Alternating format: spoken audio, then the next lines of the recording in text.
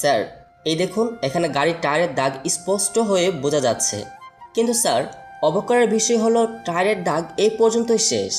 পুলিশের কথা শুনে ফাহিম সেই দিকে ঘুরে তাকিয়ে দেখে, কিন্তু তারা বুঝে উঠতে পারছে না এটা কিভাবে সম্ভব। ফাহিম হিডেন ক্যামেরা দিয়ে আশপাশটা ভালো করে পর্যবেক্ষণ করে দেখতে থাকে। হঠাৎ একদিকে তার চোখ আটকে যায়। কিছু দূর যাওয়ার পর দেখতে পায় কয়েকটি বড় বড় গাড়ি। ফাহিম বুঝে যায়। ফাহিম সবার উদ্দেশ্যে বলে উঠল, মনে হচ্ছে বাচ্চাগুলোকে ওই গাড়ির ভিতরে আটকে রেখেছে। আমাদেরকে ওই জঙ্গলটায় গিয়ে দেখতে হবে।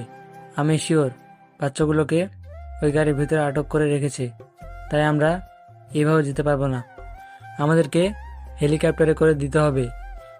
আমি যে আইডি স্যারকে ফোন দিয়ে হেলিকপ্টার পাঠানোর ব্যবস্থা করছি। তবে তোমরা চারদিকটা একটু ভালো করে পর্যবেক্ষণ করে দেখো, কোনো ক্লু খুঁজে পাও কিনা।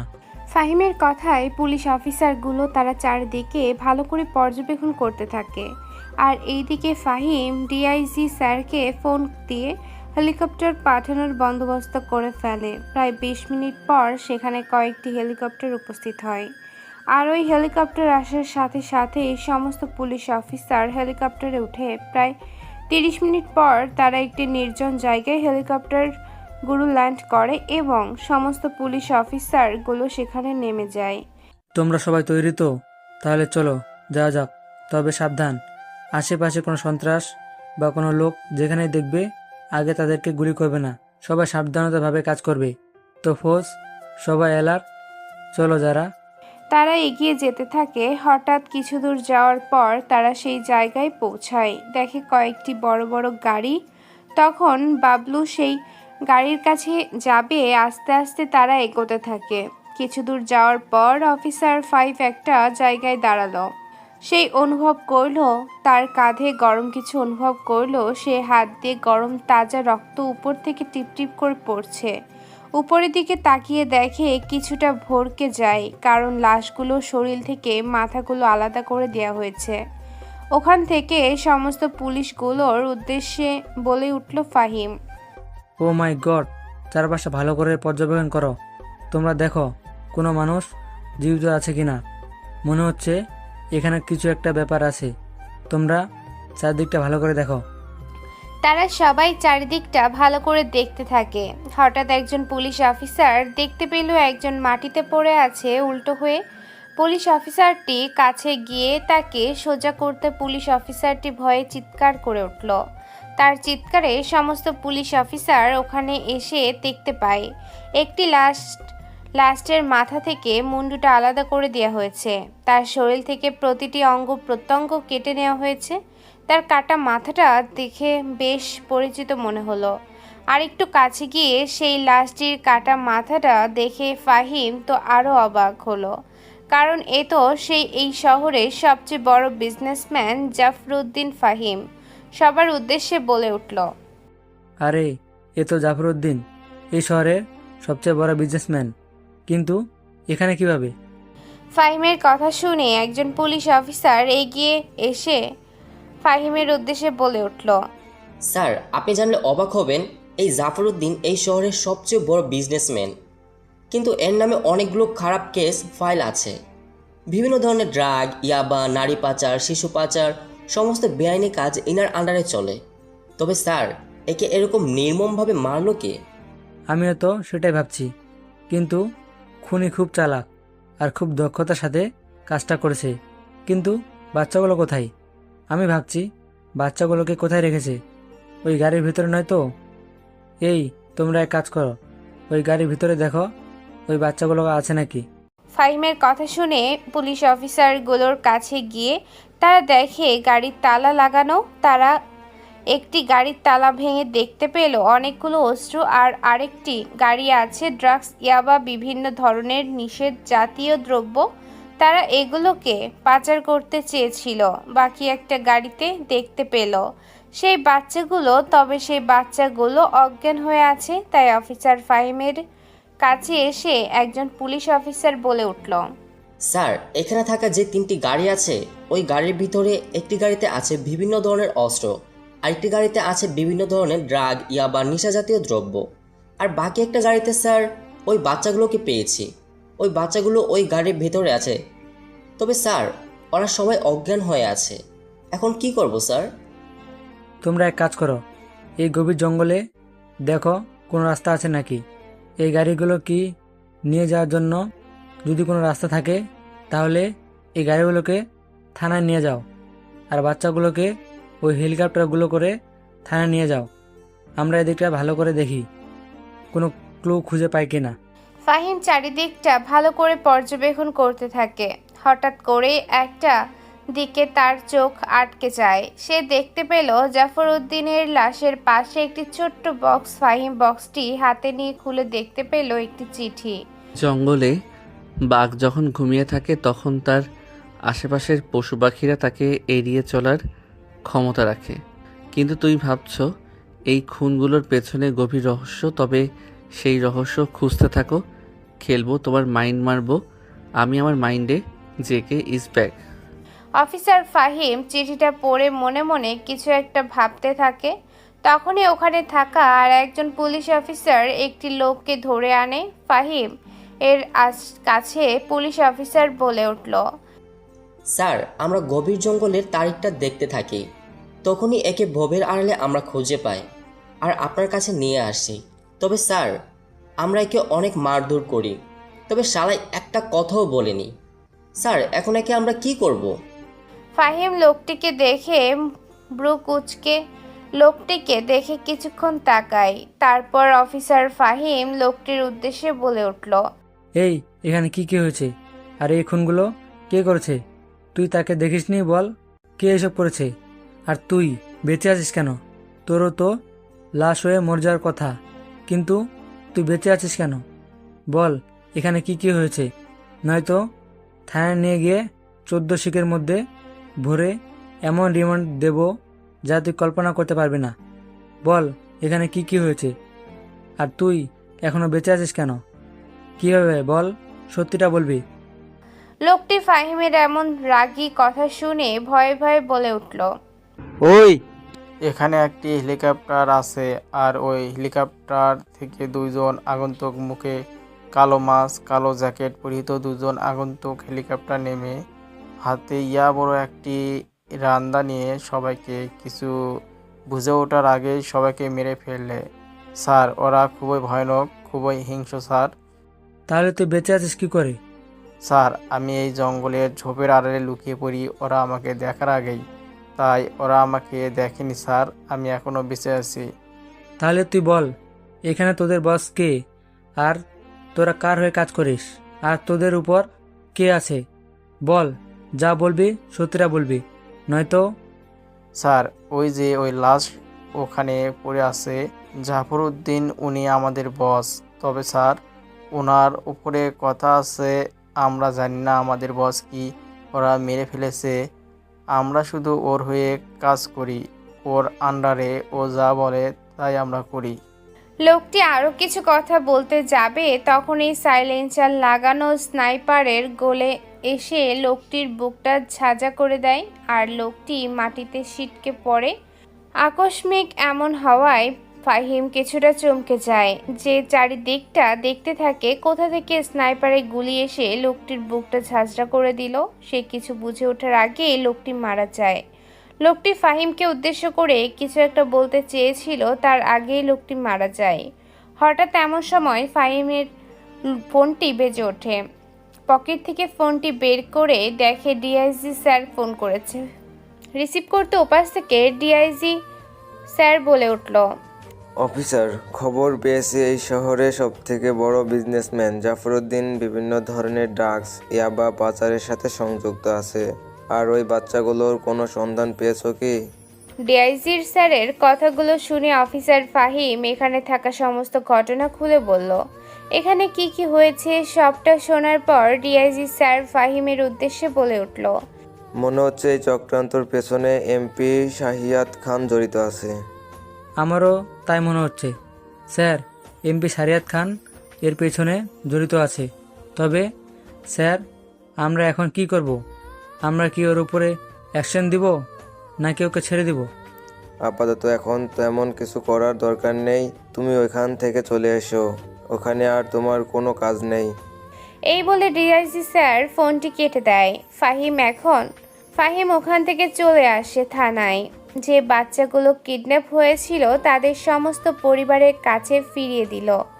বাচ্চাগুলোকে ওখানে থাকা সবাই তাদের বাচ্চাগুলোকে ফিরে পেয়ে ফাহিমকে ধন্যবাদ দেয়। অন্যদিকে এমপি শরীয়ত খান সোফায় বসে ড্রিঙ্কস করছিল।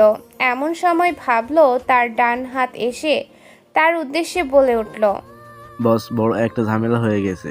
আমাদের বিশ্বস্ত লোক জাফর উদ্দিন যে জঙ্গলে ট্রাক সহ বা বিভিন্ন ধরনের অস্ত্র পাচার আর কিছু শিশু পাচার করতে চেয়েছিল, তাকে যে কে যেন ওই জঙ্গলে এসে মেরে দেয়, আর ওখান থেকে সমস্ত জিনিস পুলিশের হাতে চলে যায়। আর আমাদের বিশ্বস্ত লোক জাফর উদ্দিন সে এখন মারা গিয়েছে। আমাদের কোনো লোকই তেমন বেঁচে নেই, সবাইকে মেরে ফেলা হয়েছে। এমপি তার ডান হাত বাবলুর কথা শুনে চরম লেভেলে রেগে যায়। রেগে গিয়ে সেখানে থাকা টি টেবিলটি এক লাথি দিয়ে আশার মেরি ভেঙে ফেলে আর আগে কিসকিস করতে করতে বলে উঠল, হ্যাঁ, এক এক করে আমার সমস্ত লোকগুলোকে মেরে ফেলেছে। ওই তোরা কি ওখানে চুরি করে বসেছিলি? তোরা ওখানে গিয়ে ওগুলোকে আটকাতে পারিসনি? ইচ্ছা করছে তোদের সব কয়টাকে জ্যান্ত মেরে ফেলি, কোনো কাজেরই না। এবারও আমার 100 কোটি টাকার মাল নষ্ট হয়ে গেল।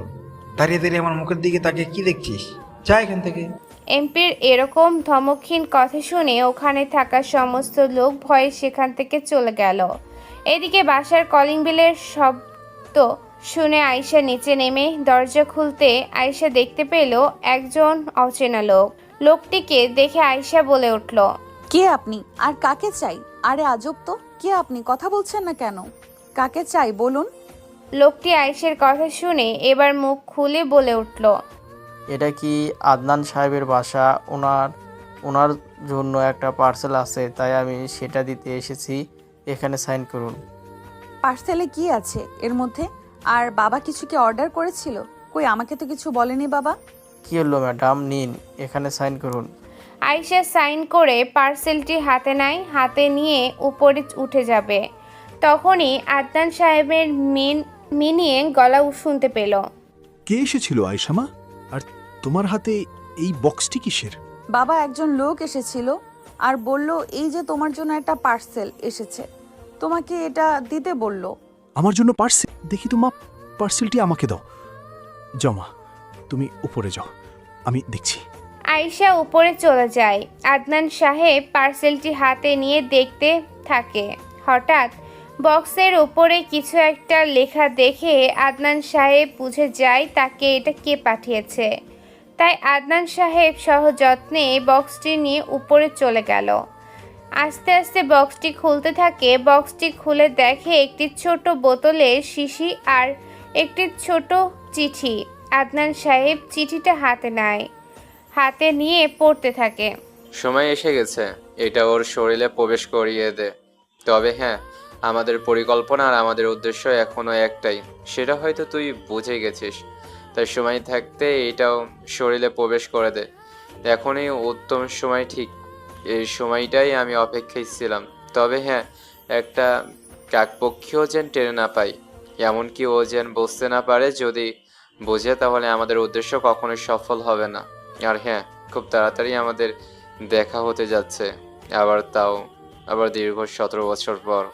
আদনান সাহেব চিঠিটি পড়ে বোঝে যায় তাকে কি করতে হবে, আর হাতে থাকা চিঠিটি ছিঁড়ে কোটি কোটি করে ডাস্টবিনে ফেলে দেয় যাতে কেউ বুঝতে না পারে। আদনান সাহেব আর ফোনটা বের করে আকাশকে কল করলো। ওপাশ থেকে আকাশ ফোন রিসিভ করতেই বলে উঠল, জি বড় আব্বু, বলুন। আকাশ, তুমি যেখানেই থাকো না কেন, তাড়াতাড়ি বাসায় আসো, খুব শীঘ্রই। এত প্রশ্ন করার সময় নেই, তুমি আসো, তারপর বলছি। আদনান সাহেব যে কলটি কেটে দেয়। আকাশ কিছু সময় পর বাসায় পৌঁছতেই দেখতে পেল তার বড় আব্বু সোফায় বসে খবরের কাগজ পড়ছিল। তখন আকাশ সামনে গিয়ে তার বড় আব্বুকে উদ্দেশ্য করে বলে, বড় আব্বুর কি হয়েছে? আমাকে এত তাড়াতাড়ি ডেকে আনলেন, কোনো কিছু সমস্যা হয়েছে নাকি? আদনান সাহেব খবরের কাগজ পড়ছিলেন। তখন আকাশের কণ্ঠ শুনে সামনে তাকিয়ে দেখে আকাশ। আদনান সাহেব আকাশকে দেখে বলে উঠল, ও আকাশ, তুমি এসেছো, তোমার জন্য অপেক্ষা করছিলাম। তুমি এখানে এসে বসে আছো। তুমি কি জানো এমপি সাইয়াদ খানের লোক আগামীকালকে আমাদের পাশে যে বস্তিটা আছে ওই জায়গাতে ওর লোকগুলো কালকে হামলা করতে গিয়েছিল, কিন্তু সেখানে পুলিশ আসায় ওরা কিছু করতে পারেনি। আমি ভাবছি আবারও আসবে, ওই জায়গাতে হামলা করবে। ওই জায়গাটা ওর নজরে পড়েছে, মানে এখন ওই জায়গাটা ওর লাগবে। কেবল ওর একটাই উদ্দেশ্য, ওই জায়গাটা ও ফ্যাক্টরি তৈরি করবে। এমনকি ও তোমার উপরও হামলা করতে পারে। তাই তুমি সবসময় সাবধানে থাকবে। এই নাও, চা খাও। আদনান সাহেব একটা চায়ের কাপ আকাশের দিকে এগিয়ে দিয়ে আকাশ চায়ের কাপটি হাতে নেয়। প্রায় কয়েক চুমুক দিতেই আকাশের মাথাটা যেন কেমন ভন ভন করে ঘুরতে থাকে। আদনান সাহেব আকাশকে উদ্দেশ্য করে বলে উঠল, আকাশ, তুমি উপরে যাও, রেস্ট নাও রুমে গিয়ে, পরে কথা বলবো এই বিষয় নিয়ে। আকাশ আস্তে আস্তে সিঁড়ি উপরে উঠতে থাকে। আকাশ বুঝে উঠতে পারছে না তার হঠাৎ এমন কেন হচ্ছে, তার মাথাটা যেন ভন ভন করে ঘুরতে থাকে। আকাশ রুমে পৌঁছে দেখে আয়েশা ড্রেসিং টেবিলের সামনে চুল আঁচড়াচ্ছে। আকাশ আয়েশাকে কিছু একটা উদ্দেশ্য করে বলতে চেয়েছিল, কিন্তু তার আগে আকাশ জ্ঞান হারিয়ে পড়ে যায়। আয়েশা তখনও বুঝে উঠতে পারেনি। হঠাৎ তার এমন মনে হলো পিছনে কেউ এসেছে। পেছনে তাকিয়ে দেখে আকাশ জ্ঞান হারিয়ে পড়েছে। আয়েশা আকাশকে ফ্লোরে পড়ে যেতে দেখে আয়েশা আকাশের কাছে ছুটে এসে আকাশকে ধরে আয়েশা বলতে লাগলো, আকাশ কি হয়েছে? আকাশ তুমি এমন করছো কেন? আকাশ চোখ খোলো প্লিজ। আকাশ, এই আকাশ কি হয়েছে? চোখ খোলো, কি হয়েছে তোমার? আকাশ কথা বলো। আকাশ। আয়েশা এরকম জোরে চিৎকার শুনে বাসার সমস্ত লোক রুমের ভেতর এসে দেখে আয়েশা কান্না করছে। আকাশকে জড়িয়ে ধরে আকাশ নিচে জ্ঞান হারিয়ে পড়ে আছে। এটা দেখে আদনান সাহেব ও তার স্ত্রী রাইমা বেগম কাছে এসে বলতে লাগলো, আয়েশা মা, আকাশের কি হয়েছে? ও এরকম ফ্লোরে পড়ে আছে কেন? কি হয়েছে ওর? মা দেখো না, আকাশ চোখ খুলছে না। আকাশের কি হয়েছে? ও চোখ খুলছে না কেন? আকাশকে ফ্লোর থেকে উঠিয়ে বিছানায় শুয়ে দেয়। আদনান সাহেব আয়েশার কাছে গিয়ে তার মাথায় হাত বুলিয়ে দিয়ে বলে উঠল, মা আয়েশা, তুমি কান্না করো না, আকাশের কিছু হবে না। আমি ডাক্তারকে ফোন করছি, ডাক্তার এখন এসে আকাশের চিকিৎসা করবে। তুমি কান্না করো না, আকাশ সুস্থ হয়ে যাবে। আদনান সাহেব রুম থেকে বেরিয়ে এসে তার ফোনটা বের করে তার বন্ধু রাশেদকে ফোন দেয়। ওপাশ থেকে রাশেদ ফোনটা রিসিভ করতে ওপাশ থেকে বলে উঠল, হ্যাঁ আদনান, বল কি হয়েছে? আর হঠাৎ এতদিন পর কি মনে করে ফোন করলি? তুই যেখানেই থাকিস না কেন, এক্ষুনি আমার বাসায় চলে আয়। আর তোকে একটা কাজ করতে হবে, কাজটা এমন। তারপর আদনান সাহেব কি করতে হবে না হবে সমস্ত কিছু বুঝিয়ে দেয়। সবটা শোনার পর রাশেদ আদনান সাহেবের উদ্দেশ্যে বলে উঠল, কাল হয়ে যাবে বন্ধু, তুই চিন্তা করিস না। তবে হ্যাঁ, একটা কথা, কাজ হয়ে যাওয়ার পর গত 24 ঘন্টার ভিতরে ওই রুমে কেউ প্রবেশ করতে পারবে না। যদি কেউ প্রবেশ করে তাহলে তুই তো বুঝতেই পারছিস কি হবে। তাই সাবধানতাভাবে ওই রুমটা কেউ যেন প্রবেশ না করে। সেটার ব্যবস্থা আমি করব। তবে হ্যাঁ, একটা কাক পক্ষীও যেন না জানে। খুবই সাবধানতাভাবে তোকে এই কাজটা করতে হবে। আমি তোর ওপর ভরসা করে তোকে এই কাজটা দিলাম। আর হ্যাঁ, কাজটা খুবই দক্ষতার সাথে করতে হবে। আর হ্যাঁ, মনে রাখবি, আকাশের উপর যেন কোনো প্রভাব না করে। তাহলে তো বুঝতেই পারছিস কি হবে। আরও কিছু কথা বলে তারা দুজন ফোনটি কেটে দেয়। কিছু সময় পর বাসার কলিং বেল বেজে ওঠে। আদনান সাহেবকে দরজা খুলতে দেখে রাশেদ তার সামনে আদনান সাহেব রাশিকে দেখে তাকে ভেতরে নিয়ে আসে। এই নে, এটা আর উপরের রুমটাই আছে। তারপর আদনান সাহেব রাশেদকে উপরে নিয়ে আসে, যে রুমে আকাশ অসুস্থ হয়ে আছে। রুমে আসতে রাশেদ সবার উদ্দেশ্যে বলে উঠল, তোমরা সবাই বাইরে যাও, আমি দেখছি আকাশের কি হয়েছে। তারপর আদনান সাহেব সবাইকে নিয়ে বাইরে চলে আসে। এইদিকে আয়েশা তো কান্নায় ভেঙে পড়েছে, কারণ আয়েশা আকাশকে এরকম দেখে মনে মনে ভাবতে লাগে, কাল পর্যন্ত আকাশ ঠিকই ছিল, তাহলে ও হঠাৎ এমন হলো কেন? ও নিশ্চয়ই নেশা করেছে। আমি সেই দিন ওর ছাদ থেকে সিগারেটের গন্ধ পেয়েছি, নিশ্চয়ই ও নেশা করেছে। আয়েশা এসব কথা ভাবতে তার কান্নার বেগটা আরও জোরে বেড়ে গেল। আয়েশা তার মাকে জড়িয়ে ধরে কান্না করছে। এদিকে আদনান সাহেব আর রাইমা বেগম আয়েশাকে সান্ত্বনা দিচ্ছে। হঠাৎ সেখানে মাহি মেসি উপস্থিত হয়। মাহিম আয়েশাকে কান্না করতে দেখে মাহিম আয়েশার উদ্দেশ্যে বলে উঠল, কি হয়েছে আয়শা আপু, তুমি কান্না করছো কেন? আর আকাশ কোথায়? সকাল থেকে আকাশকে দেখছি না, ওর ফোনটাও বন্ধ, কোথায় গেছে ও? আদনান সাহেব মাহিমকে কিছু বলতে যাবে তখনই আদনান সাহেব দেখে তার বন্ধু রাশেদ রুম থেকে বেরিয়ে এসেছে। তার বন্ধু রাশেদ সবার উদ্দেশ্যে বলে উঠল, রোগীর এখন বিপদমুক্ত, তবে একটা কথা, তাকে এই রুমে রাখা যাবে না। এই রুমে রাখলে তার আরও সমস্যা হতে পারে, তাই ওকে অন্য একটা রুমে নিয়ে গিয়ে রাখুন। আর হ্যাঁ, আমি ঘুমের ইঞ্জেকশন দিয়ে দিয়েছি, আগামী 2 ঘন্টার ভিতরে জ্ঞান ফিরে আসবেন। রাশেদ কথাগুলো বলে আদনান সাহেবের দিকে তাকিয়ে তোকে ইশারায় বুঝিয়ে দিল কাজ হয়ে গেছে। মাহিম ওখানে ছিল তখনও কিছু বুঝে উঠতে পারেনি কি হয়েছে ওখানে। মাহিম সবাইকে উদ্দেশ্য করে বলে উঠল, এখানে কি হয়েছে সবাই একটু খুলে বলবে? আর আকাশ কোথায়? আয়শা মাহিমকে সবটা খুলে বলল কে কি হয়েছে আকাশের সাথে। সবটা শোনার পর মাহিম, আকাশের এমন অবস্থা আমাকে একবারও জানানোর প্রয়োজন মনে করনি বড় আব্বু? তোকে বলতে চেয়েছিলাম বাবা, কিন্তু তার আগেই হঠাৎ করে হয়ে গেল। এখন এত কথা বলার সময় নেই। আকাশকে এই রুম থেকে অন্য একটা রুমে নিতে হবে। আর হ্যাঁ, এই রুমে বিগত 2 দিন ধরে কেউ প্রবেশ করবে না। আমার অনুমতি ছাড়া কেউ যেন এই রুমে প্রবেশ না করে। মাহিম তার বড় আব্বুর কথা শুনে বিপরীত কিছু বলতে যাবে তখনই আদনান সাহেব হাত দিয়ে থামিয়ে না বলেই রুমে প্রবেশ করলো। আকাশকে ধরে অন্য একটা রুমে নিয়ে আসে তার, আর আদনান সাহেব এই রুমটা তালা লাগিয়ে। এইদিকে আয়েশা আকাশে ঘুমন্ত মুখটার দিকে তাকিয়ে আছে। তার মনে মনে বলছে, তোমাকে আমি অনেক ভালোবাসি। তোমার কারণে আমি আমার এক নতুন জীবন ফিরে পেয়েছি। শুধু তোমার কারণে। তুমি জানো না আমার গর্ভে তোমার সন্তান আকাশ। তুমি জানলে এতটা খুশি হবে। তোমাকে আমি আকাশ ভালোবাসি, আকাশ ভীষণ ভালোবাসি তোমাকে।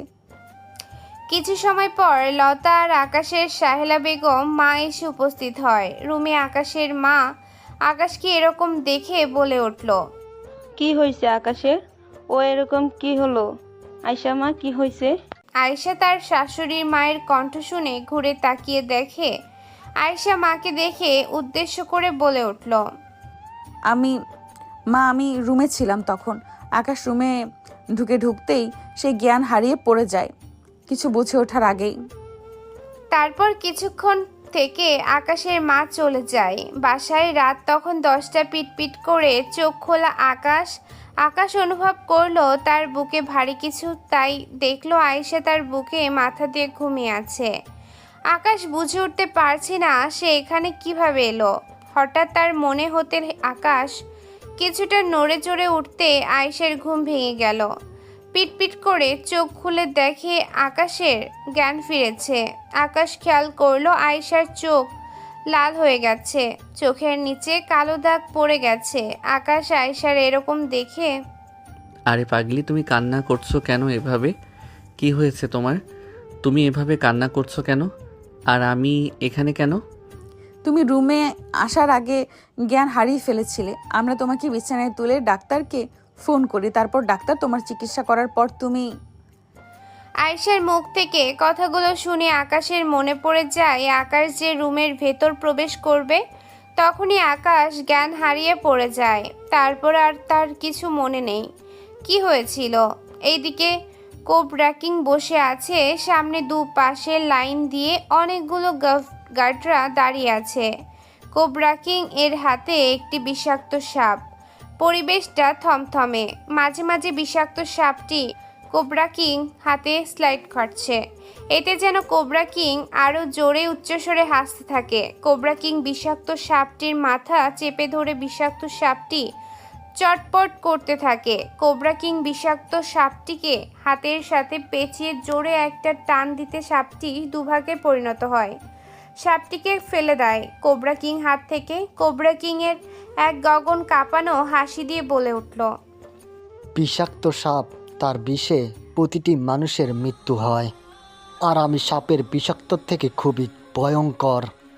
সে এতটাই জোরে কথা বলছিল যে তার চিৎকারে বাইরে একটা দমকা হাওয়া বয়ে গেল।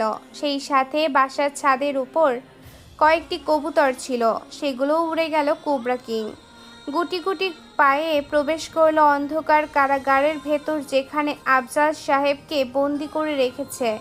ধীরে ধীরে আফজাল সাহেবের কাছে এসে বলতে লাগলো, আফজাল সাহেব, এত উত্তেজিত হলে হবে?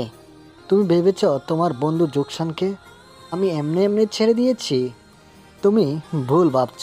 আমি তোমার বন্ধুকে ছেড়ে দিয়েছি যাতে আমি তোমার 3 বন্ধু অবধি পৌঁছাতে পারি। কারণ বাংলাদেশে এখন আমার টার্গেট একটাই, তোমার বন্ধু আফজাল সাহেবকে রাস্তা থেকে সরিয়ে দেওয়া। জানো তো, ওই দেশের প্রধানমন্ত্রী তাকে তার জায়গা থেকে সরিয়ে বিশ্বস্ত লোক শায়াদ খান এখন বাংলাদেশের এমপি। তাকে বিশেষ টাকার অফার করছিলাম, আর টাকার লোভ পেয়ে সাথে সাথেই আমার সাথে হাত মিলিয়ে ফেলে আর বেইমানি করে। আমার সাথে মনে পড়ে তোমার বন্ধু আফজাল সাহেবকে তার জায়গা থেকে সরিয়ে তার জায়গাটা বসিয়ে দিব। এরপর দেখতে থাকো বাংলাদেশ কি হয়। পুরো বাংলাদেশ আমার হাতের মুঠোয় থাকবে। এখন তোমার কিছুই করার থাকবে না। আমার সব প্ল্যান বেঁচতে গেছে ওই আফজাল সাহেবের জন্য। এতদিন যদি তাকে মেরে ফেলতাম তাহলে সবচেয়ে বড় কথা, আফজাল সাহেব যে আমার কাটা আমার একমাত্র। আর ওই আফজাল সাহেবের জন্য আমি আমার উদ্দেশ্যে সফল হইনি। কেন হয়নি জানো? কারণ আমি সেদিন ওদেরকে একটা সুযোগ দিয়েছিলাম, আর সেই সুযোগের ওরা সৎ ব্যবহার করেছে। আমি ওদেরকে শেষ করে দেব আমার রাস্তা থেকে। আর শুধুমাত্র রইল রোশন, তার জন্য, শুধু তার জন্যই।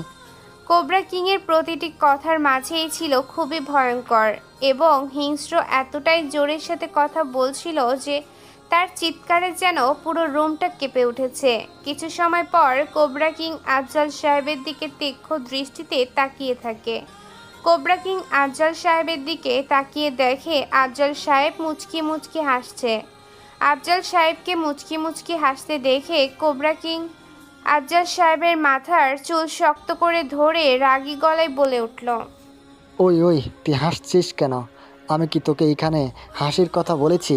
কিসের জন্য হাসছিস? তুই হয়তো ভুলে যাচ্ছিস যে জ্যাকসনকে তোর হাতের নাগালে পাওয়া এতটাই সহজ। তুই হয়তো ভুলে যাচ্ছিস যে জ্যাকসন কোনো সাধারণ মানুষ না। আর কি বললি? আমার বন্ধু আমজাদ সাহেবকে তার রাস্তা থেকে সরিয়ে দিবি? তুই হয়তো ভুল করতে যাচ্ছিস, কারণ তোর অস্ত্র এত দামি শক্তিশালী হয়নি যে আমার বন্ধুকে বিনাশ করতে পারবে। আর বাকি রইল এমপি, সেও একসময় তার জায়গাটা হারিয়ে যাবে এবং সে তার কন্ট্রোলের বাইরে চলে যাবে। সাথে কোথায় যাবে সেটা তুই নিজেও জানিস না, কারণ ও আমার সাথে বেইমানি করেছে। এর ফলাফল ভয়াবহ মৃত্যু। এমন একজন আছে যে তাকে এমনভাবে মারবে তার লাশটা তো খুঁজে পাওয়া দূরের কথা, তার ছায়াও কেউ খুঁজে পাবে না। আর কি বললি? আমার বন্ধু আদনান সাহেবকে তুই খুঁজে বের করবি? সে যেখানে আছে অনেক ভালোই আছে, আর খুব তাড়াতাড়ি তার বিনাশ হবে। তোর খুব কাছের লোকগুলোই এক এক করে মৃত্যুর দুয়ারে চলে যাবে। কোবরা কিং আফজাল সাহেবের এমন উচ্ছ্বসিত কথা শুনে তার রাগ চরম সীমায় পৌঁছে যায়। কোবরা কিং একজন গার্ডের উদ্দেশ্যে বলে, ওই আমার চামুকটা নিয়ে আয়, এর দেখছি মুখে বলি ফুটেছে। এই শরীরে ঢুকার পড়েনি তাই মুখে বলে ফুটেছে। তোর বলি আজ আমি ছুটিয়ে দিব। ওই আমার চাবুকটা দে, ওকে আজ এমনভাবে মারবো যেন ওর মুখ থেকে আর কোনো কথা বের না হয়।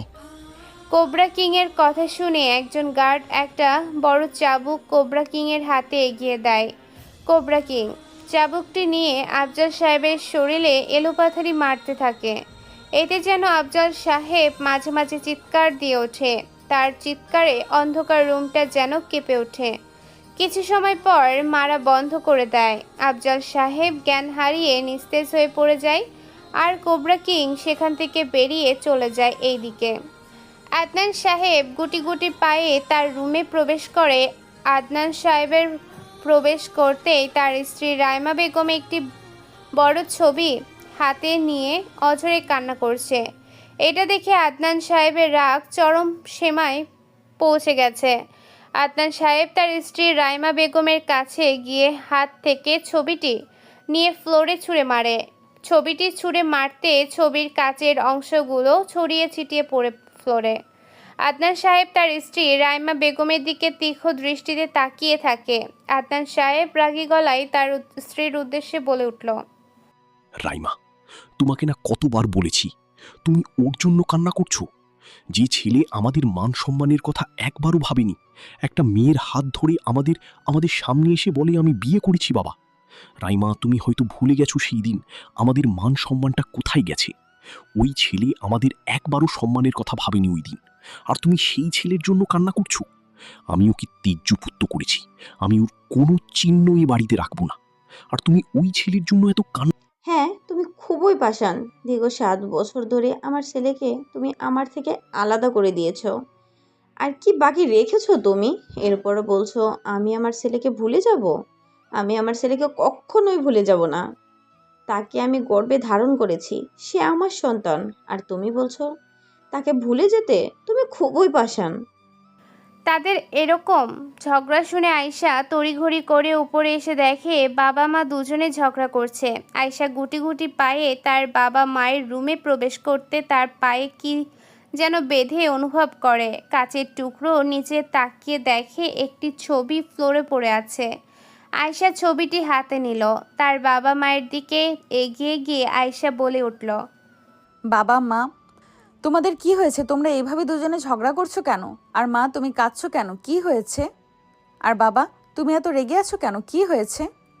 আদনান সাহেব তার মেয়ে গলা শুনে সে দিকে তাকায়। আদনান সাহেব তার মেয়ে এটা দেখে একটু শান্ত হলো, কারণ আদনান সাহেব চায় না তাকে এ বিষয়ে কোনো কিছু জানাতে। তাই আদনান সাহেব আয়েশার কাছে গিয়ে আদনান সাহেব শান্তভাবে বলে উঠল, না বাবা, আজকে আমাকে জানতেই হবে।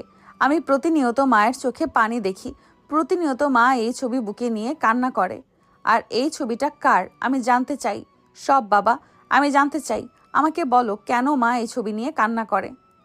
তখন এই রুমে প্রবেশ করে আকাশ। আসার সময় প্রবেশ করতে সে দেখতে পেল তার বড় আম্মু কান্না করছে আর আয়েশার হাতে একটি ছবি। আকাশ আয়েশার হাত থেকে ছবিটি নিয়ে বুঝতে পারে, তাই আকাশ আয়েশার হাত থেকে ছবিটি নিয়ে নেয়। তার বড় আব্বুর উদ্দেশ্যে বলে উঠল, বড় আব্বু, আপনি এত রেগে আছেন কেন? আর বড় আম্মু একটু এই ছবিটি হাতে নিয়েছিল, এতে রেগে যাওয়ার কি আছে? বড় আব্বু, আপনি এভাবে রেগে থাকবেন না। আমি এই ছবিটি এখান থেকে নিয়ে যাচ্ছি। এটা বলে আদনান সাহেব রুম থেকে বেরিয়ে চলে গেল। আকাশ তার বড় আব্বুর কাছে এসে তারপর আম্মুকে ধরে বিছানায় বসিয়ে দেয়। পাশে আয়শাও বসে রাইমা বেগম আকাশের উদ্দেশ্যে বলে উঠল কান্না জড়িত গলায়, আকাশ বাবা, তুই আমার ছেলের কাছে নিয়ে যাবি? আমি না আমার ছেলেকে দীর্ঘ 7 বছর হয়ে গেল একটি বারের জন্য চোখে দেখিনি। তুই আমার ছেলের কাছে নিয়ে যাবি বল? বড় আম্মু, তুমি কাঁদছো কেন? আমি তোমার ছেলের কাছে নিয়ে যাব, তুমি কান্না করো না। বড় আম্মু, হ্যাঁ, আমি কথা দিচ্ছি। বড় আম্মু, আমি তোমার ছেলের কাছে নিয়ে যাব। আয়েশা, তুমি বড় আম্মুর কাছে থাকো।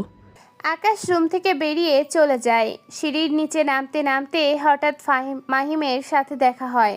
মাহিম আকাশের হাতে তার ভাইয়ের ছবি দেখে আকাশকে প্রশ্ন করে, কি রে, তুই কোথায় যাচ্ছিস? আর রোহা আর তোর হাতে ফাহিমের ছবি। এই দাঁড়া দাঁড়া 1 মিনিট, এই ছবিটা কি বড় আম্মুর কাছে ছিল? তার মানে বড় আব্বু আর বড় আম্মুর মাঝে একটা না একটা ঝামেলা হয়েছে। হ্যাঁ, ঝামেলা তো হয়েছে। বড় আব্বু আর বড় আম্মুর মাঝে ঝগড়া হয়েছে বরাবরই। এটাও বলেছে ফাহিমের কোনো চিহ্ন এই বাড়িতে থাকবে না। মাহিম এই কথা শুনে তার বড় আম্মুর রুমে প্রবেশ করে। মাহিম রুমে প্রবেশ করতেই যাবে, তখনই দেখে তার বোন আয়শাকে দেখে তার বড় আব্বুর পাশে বসে আছে। ও আপনাদেরকে তো একটা কথা বলতেই ভুলে গেছি, আয়শা যে মাহিমের বোন এটা আকাশ মাহিমকে বলেছে। আপনারা আবার পরে বলবেন যে মাহিম কেন জানতে পারলো না। আর হ্যাঁ, আপনারা এতক্ষণ ধরে গল্পটি শুনতেছেন, এখন লাইক, কমেন্ট এবং সাবস্ক্রাইব করেননি আমাদের এই চ্যানেলে। নিত্য নতুন রোমান্টিক, মাফিয়া ও হ্যাকারের গল্প শুনতে চাইলে এখনই আমাদের চ্যানেলটি সাবস্ক্রাইব করে পাশে থাকা বেল আইকনটি বাজিয়ে দেন। আর হ্যাঁ, ভিডিওটি ভালো লাগলে একটি করে লাইক দিয়ে যাই। আর কারণ আপনাদের জন্য এত কষ্ট করে আমরা গল্প তৈরি করি, সেই উপলক্ষে তো একটা লাইক কমেন্ট করাই যায়, তাই না? তাই কথা না বাড়িয়ে চলুন আমরা গল্পে ফেরা যাক। মাহিম তার বড় আম্মুর পাশে বসলো আর বলল, বড় আম্মু, তুমি চিন্তা করো না, ফাহিম ভাইয়ের কাছে আমি তোমাকে নিয়ে যাব, আর তুমি কান্না করো না। বড় আব্বু একটু অভিমান করে আছে, দেখবে অভিমান ভেঙে গেলে এমনিতেই ফাহিম ভাইয়াকে মেনে নেবে। দেখো, একদিন না একদিন সব ঠিক হয়ে যাবে, তুমি কান্না করো না। রাত তখন 10টা বাজে। তখন আয়েশা শাওয়ার নিছিল। আয়েশা শাওয়ার নিয়ে বাইরে বেরিয়ে এসে দেখতে পেল আকাশ তার ল্যাপটপে ফেসবুকিং করছে। হঠাৎ আকাশের ফোনটি বেজে উঠল। ফোনটি কানে নিল। আকাশ ওপাশ থেকে কেউ একজন ভারী গলায় বলে উঠল। এটা বলেই ওপাশ থেকে কলটি কেটে যায়। আকাশ তার ল্যাপটপটি বন্ধ করে আয়েশার দিকে ঘুরে তাকিয়ে দেখে আয়েশা একটি নীল শাড়ি পরেছে, সাথে হালকা সাজ, ঠোঁটে হালকা লিপস্টিক। এতে যেন আয়েশাকে এক নীল পরীর মতো লাগছে। আকাশ গুটি গুটি পায়ে আয়েশার দিকে এগিয়ে যায়। আয়েশাকে পিছন থেকে জড়িয়ে ধরে আয়েশা তখন ড্রেসিং টেবিলের সামনে চুল আঁচড়াচ্ছিল। তখনই আকাশ জড়িয়ে ধরে পেছন থেকে আকাশ জড়িয়ে ধরাতে আয়েশা বলে উঠল, ছাড়ো, দেখো একদম দুষ্টুমি করো না, দুষ্টুমি করলে কিন্তু ভালো হবে না, ছাড়ো। আরে তুমি এমন করছো, আমি তো আমার বউকে জড়িয়ে ধরেছি, অন্য কাউকে তো ধরিনি। এটা বলে আকাশ আরও শক্ত করে আয়েশাকে ধরে এরপর আকাশ আয়েশাকে নিজের দিকে ঘুরিয়ে আয়েশার জোড়া নিজের দখলে নিয়ে চুষতে, এতে আয়েশা রেসপন্স করতে থাকে। দুজনে প্রায় 5 মিনিট পর আকাশ ছেড়ে দেয়। আয়েশাকে দুজনেই হাঁপাতে থাকে। আয়েশা আকাশের বুকে কিল ঘুষি মারতে থাকে আর বলতে থাকে, কুত্তা এমন ভাবে করে, আর একটু হলেই তো আমি। আয়েশা আরও কিছু বলতে যাবে, তখনই আকাশ আয়েশাকে কোলে তোলে বিছানায় শুয়ে দেয়। আকাশ আর আয়েশা ঘুমিয়ে যায়। রাত্রি 1টা বাজে। পরিবেশটা শান্ত থমথমে। রাতের অন্ধকারে রুম থেকে একজন আগন্তুক ও অনেক আলোয় যায়। গেটের ধারে কালো মাস্ক পরিহিত একজন আগন্তুক বাইক নিয়ে পিচ ঢালা রাস্তার উপর দিয়ে যেতে থাকে। হঠাৎ কিছু দূর যাওয়ার পর বাইকটি থেমে যায়। আগন্তুকটি বাইক থেকে নামে। অজানা আগন্তুকের সামনে কয়েকজন লোকের ভেতর কেউ একজন আগন্তুকের সামনে বলে উঠল, জঙ্গল জারি হোক রাজত্ব সিংহের, তবে সে এখন রক্তের নেশায় বিভোর হয়ে আছে। তবে তোমরা অ্যাকশন নিবে, তবে খেয়াল রাখবে কিলার এখানে আছে কিনা, আর ও কি বাঁচে ফিরে কিনা। তারপর সব কয়টাকে ওখানে মেরে ফেলো। গিলারের যেন কোনো ক্ষতি না হয়, কারণ একমাত্র ওই চাবিকাঠিই বলতে পারবে এমপির কোথায় কোথায় সাম্রাজ্য আছে। তাহলে তোমরা রেডি হয়েও, তার আগে ভালো করে খেয়াল রাখো তোমাদের সব বন্ধুকে সাইলেন্সার লাগানো আছে নাকি। ওরা সবাই ভালো করে তাদের অস্ত্রগুলো দেখে নিল।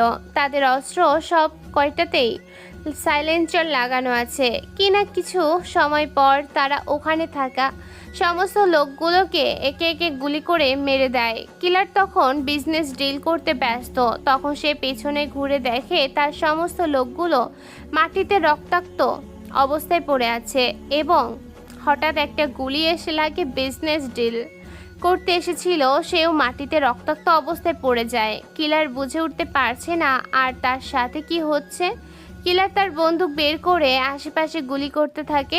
হঠাৎ তখনই তার হাতে একটি গুলি এসে লাগে। কিলার একটু দূরে ছিটকে পড়ে। তখনই ঝোপের আড়াল থেকে একজন আগন্তুক বেরিয়ে আসে, কিলারের সামনে এসে দাঁড়ায়। কিলার আগন্তুকের উদ্দেশ্যে বলে উঠল, এই কে তুই? তুই আমাদের লোকগুলোকে এভাবে মেরে ফেললি কেন? কি চাস? আর কি তোর উদ্দেশ্য? আমাকে কেন মারছিস? তুই জানিস আমি কে? ঘুমন্ত হয় না ঘুমিয়েছিল, কিন্তু তুই সেই ঘুমন্ত হায়নাকে জাগিয়েছিস। কিন্তু ঘুমন্ত হায়না না জেগে উঠলে সে রক্তের নেশায় বিভোর হয়ে থাকে। তুই হয়তো জানিস না, এই শহরের আনাচে কানাচে প্রতিটি কোনায় ফিসফিসে কেবল একটাই শব্দ আছে, সেটার নাম হলো যে কে? সে শুধু সবার প্রকাশে নয়, সে শুধু ছায়া হয়ে চলে। তুই হয়তো ভুল করেছিস, তাই তোকে এখন মরতে হবে। তবে মরার আগে বলে যা, এমপির এই শহরের এমপির কোথায় কোথায় তার সাম্রাজ্য আছে বল। আমি বলবো না। আমি যদি বলি তাহলে এমপি আমাকে মেরে ফেলবে। তুই কি ভেবেছিস আমি তোকে বাঁচিয়ে রাখবো? আজ তোর মৃত্যু হবে, তবে তোর মৃত্যুটা খুবই ভয়াবহ এবং ভয়ঙ্কর হবে। কথাটা বলেই আগন্তুক তার পেছন থেকে ছোট্ট চাইনিজ কুড়ালটি হাতে নিয়ে যেই না কিলারকে আঘাত করতে যাবে, তখনই কিলার ভয়ে ভয়ে বলে উঠল, বলছি আমাকে মারিস না। আমি বলছি সব। এমপির এই এলাকার 4টি গুদামঘর আছে, আর আছে এই জঙ্গলের প্রায় 1 কিলোমিটার দূরে একটি গুপ্তঘর আছে মাটির নিচে। সেখানে আছে তার কোটি কোটি টাকার সাম্রাজ্য, আর আছে বিভিন্ন কিছু অস্ত্র। সেই অস্ত্রগুলোই আমরা ওখান থেকে পাচার করি বিভিন্ন দেশে। আর একটি গুপ্ত বাড়ি আছে এই জঙ্গলের প্রায় শেষ সীমানায়। ওর বাড়িতে অনেকগুলো নারী আছে যেগুলোকে কালকে পাচার করার কথা। আমি এর থেকে আর বেশি কিছু জানি না। যতটুকু জানি ততটুকুই আমি বললাম। আমাকে মারিস না, আমাকে ছেড়ে দে। আমি এই দেশ ছেড়ে অনেক দূরে কোথাও চলে যাব। আমি আর এই দেশে পা রাখবো না। আমাকে ছেড়ে দে। তোকে আমি ছেড়ে দিব না, তোকে মরতেই হবে। কারণ তুই এই শহরের কিছু ময়লা আবর্জনা, তাই তোকে মরতেই হবে। আর তোর রক্ত দিয়েই আমি আজকে আমার পানির পিপাসা মেটাবো। ঘুমন্ত হয় না, সে অনেক দিন থেকে রক্তের নেশায় বিভোর হয়ে আছে, তাই তো রক্ত দিয়ে আমি আমার পানির পিপাসা মেটাবো। এই বলে আগন্তুকটি তার হাতে থাকা চাইনিজ কুড়াল নিয়ে কিলারের শরীরে এলোপাথারি কোপাতে থাকে। এতে কিলারের নিথর দেহটি এক সময় নিশ্চিন্ত হয়ে কিলারের শরীরে রক্ত যেন পিচ ঢালা রাস্তায় লাল রঙের বঞ্চিত করেছে।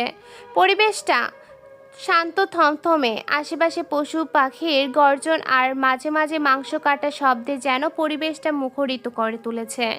কিছু সময় পর সেখানে থাকা সমস্ত লাশগুলোকে এক জায়গায় করে তাদের শরীরে পেট্রোল ঢেলে সেখানে আগুন জ্বালিয়ে দেয়।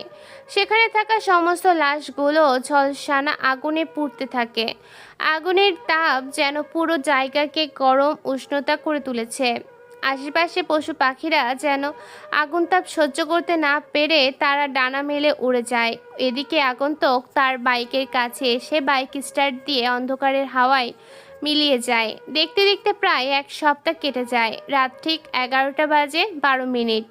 আয়েশা ঘুমিয়েছিল। তখনই আকাশ ঘরের দরজা আর লাইট বন্ধ করে দিয়ে বিছানায় এসে আয়েশাকে বুকের সাথে জড়িয়ে নেয়। আকাশ আয়েশার দিকে তাকায়, দেখে এখনো ঘুমায়নি।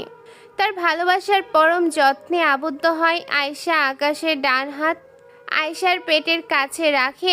আয়েশা আকাশকে কিছু ইঙ্গিত করতে চাইছে।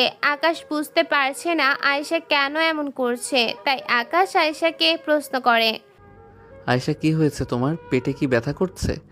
তুমি এমন করছো কেন? আয়েশা মাথা নাড়ায় আর যার উত্তর না। আকাশ আবারও প্রশ্ন করতে যাবে, তখনই আয়েশা বলে উঠল, আকাশ, আমি প্রেগনেন্ট। তুমি বাবা হতে যাচ্ছ আর আমি মা হতে যাচ্ছি। আয়েশা কথাটা বলেই আকাশের বুকে মুখ গুজে আয়েশা যেন অনেকটাই লজ্জা পেয়েছে। কি সত্যি বলছো আমি বাবা হতে যাচ্ছি আর তুমি মা হতে যাচ্ছ? আম্মু, বড় আব্বু এরা সবাই জানে? না, এখনো সবাইকে জানাইনি। ভাবছি সবাইকে সারপ্রাইজ দিব, সেইভাবে সবাইকে জানাইনি। তুমি জানো আয়েশা, আমি কত খুশি হয়েছি। আমি বাবা হব, তুমি মা হবে। এর থেকে বড় আনন্দের কি হতে পারে? আজকে আমি অনেক খুশি। আকাশ আয়েশাকে কোলে তুলে নিয়ে রুমের ভেতর ঘুরতে থাকে। সে আজকে মহা খুশি হয়েছে। আরে কি করছো, কি ছাড়ো। পরের দিন সকালবেলায় মাহিম ঘুম থেকে উঠে গুটি গুটি পায়ে হেঁটে আসে। তখনই দেখতে পেল তার বাবা মা। তার বাবা মাকে দেখে দৌড়ে ছুটে গেল তার বাবা মায়ের কাছে। গিয়ে তার বাবা মাকে জড়িয়ে ধরে আর বলে উঠল মাহিম, মা বাবা, তোমরা হঠাৎ না বলেই চলে এসেছো। আমাকে একবার বললে আমি তোমাদেরকে রিসিভ করে নিয়ে আসতাম এয়ারপোর্ট থেকে। মাহিমের বাবা আজগার সাহেব মাহিমের মাথায় হাত দিয়ে বলে উঠল, সারপ্রাইজ দেবো বলে আসেনি। আর সব থেকে বড় কথা, আমাদের এতদিন লাগতো না। তোমার মা কতগুলো শপিং করছে, পুরো শপিং বাজার উঠে নিয়ে এসেছে। শুধু তাই নয়, তোমার মা আমাকে কয়দিন নাজেহাল করে ছেড়েছে। মাহিমের বাবার কথা শুনে মাহিমের মা ললিতা বেগম কিছুটা রেগে যায়। তাই রাগী ভাব নিয়ে মাহিমের বাবার উদ্দেশ্যে বলে উঠল, কি বললে তুমি? আমি তোমাকে নাজেহাল করে ছেড়েছি? নিজে কি করেছো? নিজে তো অফিসের কাজে সময় পার করে ফেলেছো, আর দোষ দিচ্ছ আমার উপর। মাহিমের বাবা মা এই রকম ঝগড়া দেখে মাহিম কিছু বলতে যাবে, তখনই আদনান সাহেব সিঁড়ির নিচে নামতে নামতে বলে উঠল। মাহিমের বাবা মা চলে যায় রুমে ফ্রেশ হতে। এদিকে আকাশ ঘুমিয়েছিল, তখনই তার মুখে পানি পড়ে আকাশ পিটপিট করে চোখ খুলে দেখে আয়েশা ড্রেসিং টেবিলের সামনে চুলা ঝাড়ছে। আকাশ উঠে আস্তে আস্তে আয়েশার কাছে এসে আয়েশাকে পেছন থেকে জড়িয়ে ধরে। দেখো, একদম ভালো হবে না কিন্তু, ছেড়ে দাও, যাও ফ্রেশ হয়ে আসো। যদি না ছাড়ি তাহলে কি করবে বউ? তোমাকে আদর করব, এখন আমাকে আদর করতে দাও। তোমার ঠোঁটের উষ্ণতা আমাকে খুব বেশি আকর্ষণ করছে। একটিবার তোমার ঠোঁটের উষ্ণতা পেতে চাই। দেখো, ভালো হবে না কিন্তু, ছেড়ে দাও বলছি, নয়তো কি বউ, কি করবে তুমি? আকাশ আরও কিছু বলতে যাবে, তখনই আকাশ আয়েশাকে নিজের দখলে গুজতে থাকে। এইদিকে হঠাৎ করে লতা রুমে প্রবেশ করে। লতা একটু চমকে যায়। লতা চোখ বন্ধ করে বলতে থাকে, আমি কিছু দেখিনি ভাইয়া, আমি কিছু দেখিনি। আমি যাই, হ্যাঁ পরে আসবো। আর হ্যাঁ, নিচে আসো, খাবার খাওয়ার জন্য ডেকে পাঠিয়েছে। আর একটা কথা, রোম্যান্স করার সময় দরজা ঠিক মতন লাগানো আছে কিনা সেটা দেখে তারপর রোম্যান্স করতে হয়, জানো না নাকি ভাইয়া? লতাই বলে চলে যায় আয়েশা লজ্জায় যেন শেষ হয়ে গেছে। আয়েশা আকাশকে ঠেলে ওয়াশরুমে পাঠিয়ে দিল। কিছু সময় পর আকাশ ফ্রেশ হয়ে ওয়াশরুম থেকে বেরিয়ে আসে।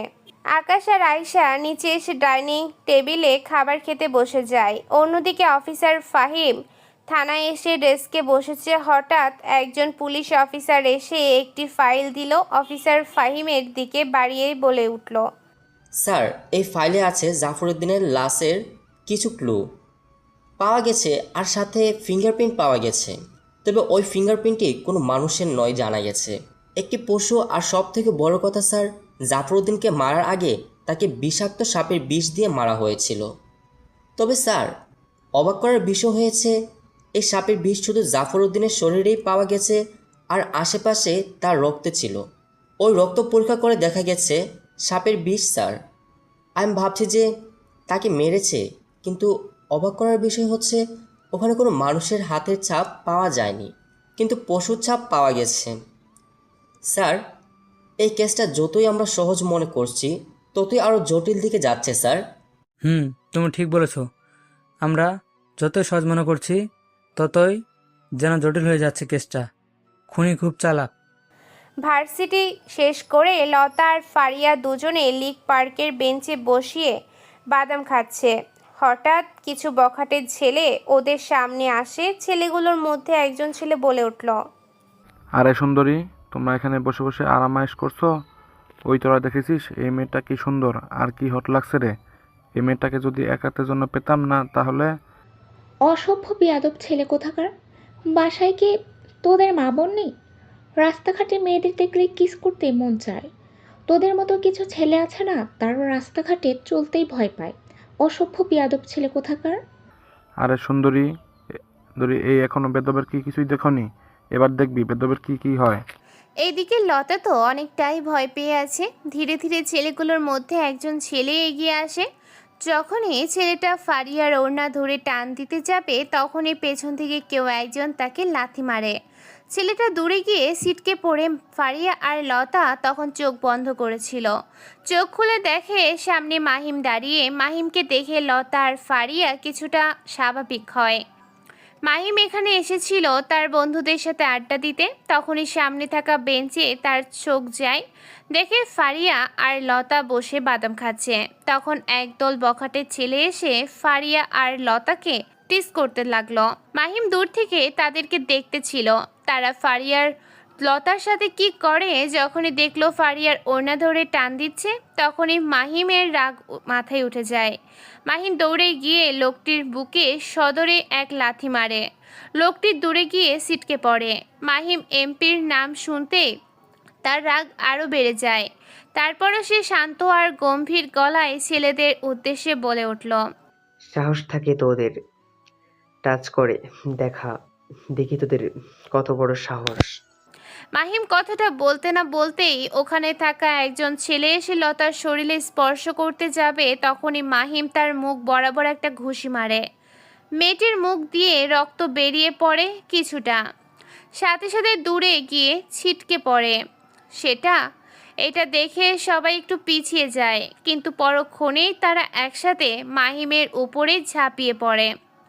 মাহিম তাদের সব কয়টাতে এমনভাবে মেরেছে যেন তারা দীর্ঘ 2 মাস ধরে হাসপাতালে বেড থেকে উঠতে না পারে, আবার কাউকে তো পঙ্গু করে ছেড়েছে। মাহিম লতা আর ফারিয়ার দিকে তাকিয়ে আছে। মাহিনের চোখ দুটো লাল হয়ে আছে। লতার মাহিম ভাইকে সে কখনো এভাবে রাখতে দেখেনি, আজ প্রথম তার মাহিম ভাইকে এমন রেগে যেতে দেখেছে। লতা কিছুটা ভয় পেয়ে আছে আর ফারিয়া তো ভয়ে কান্না করে দিয়েছে। মাহিম গম্ভীর গলায় বলে উঠল, কাল থেকে যেন তোদের বোরকা আর মুখে পর্দা ছাড়া বাইরে বেরোনো নিষেধ। যদি দেখি বোরকা ছাড়া বাইরে বেরিয়েছিস তাহলে তোদের দুজনের বাড়িতে বসিয়ে রাখবো, বুঝেছিস আমার কথা? লতা, যা বাড়িতে গিয়ে বস। লতা মাহিমের কথা মতো চলে যায় মাহিমের গাড়িতে গিয়ে বসে। লতার এইদিকে ফারিয়া দাঁড়িয়ে ফুপিয়ে ফুপিয়ে কান্না করছে। মাহিম ফারিয়ার কাছে আসে।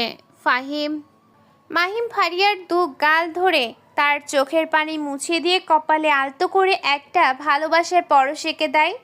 এরপর ফারিয়াকে মাহিম তার বুকের মাঝে মিশিয়ে নেয়। মাহিম মিনমিন গলায় বলে উঠল, সরি ফারিয়া, আমাকে মাফ করে দিও। তোমাকে এতদিন আমি অনেক কষ্ট দিয়েছি, আমাকে মাফ করে দিও ফারিয়া। আমি তোমাকে এই দিন অনেক কষ্ট দিয়েছি। তুমিও আমাকে মাফ করে দিও। আমার রায়ানের মতো খারাপ ছেলের ফাঁদে পড়ে তোমার সাথে অনেক বড় বিশ্বাসঘাতকতা করেছি। রায়ান সে ভালো ছিল না, সে আমার শরীরকে ভোগ করতে চেয়েছিল।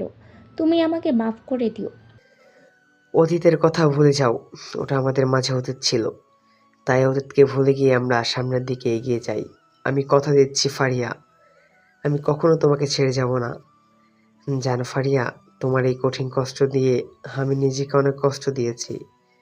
আমি আর তোমাকে হারাতে চাই না ফারিয়া, আমি তোমাকে কখনোই কোথাও ছেড়ে যাব না। পরিবেশটা যেন শান্ত থমথমে। এইদিকে 2টি ভালোবাসার পূর্ণতা পেল। মাহিম ফারিয়ার হাত ধরে ধীরে ধীরে পার্কের ময়দান ত্যাগ করলো। ফারিয়াকে মাহিম তার গাড়িতে বসিয়ে মাহিম ড্রাইভিং সিটে বসে গাড়ি স্টার্ট দিয়ে তাদের গন্তব্যের উদ্দেশ্যে যেতে থাকে। এইদিকে আকাশ তার ল্যাপটপ নিয়ে ফেসবুকিং করছিল। হঠাৎ একটা ভিডিও দেখে তার চোখ আটকে যায়। আকাশ ভিডিওটি দেখছে একটি মেয়ে গোসল করছে, তাও আবার লগ্ন অবস্থায়। মেয়েটির শরীরে সব কিছুই বোঝা যাচ্ছে। আকাশ আর কিছু না ভেবে আইডির লিঙ্কটা মাহিমের ইমেলে পাঠিয়ে দিয়ে আকাশ ল্যাপটপটি বন্ধ করে দেয়। কিছু সময় পর রুমে আয়েশা আসে। আকাশের পাশে বসে আয়েশা আকাশকে প্রশ্ন করে, আকাশ, বাবা ওই দিন মায়ের সাথে ঝগড়া করেছিল, আর ওই ছবিটা কার আমি জানতে চাই।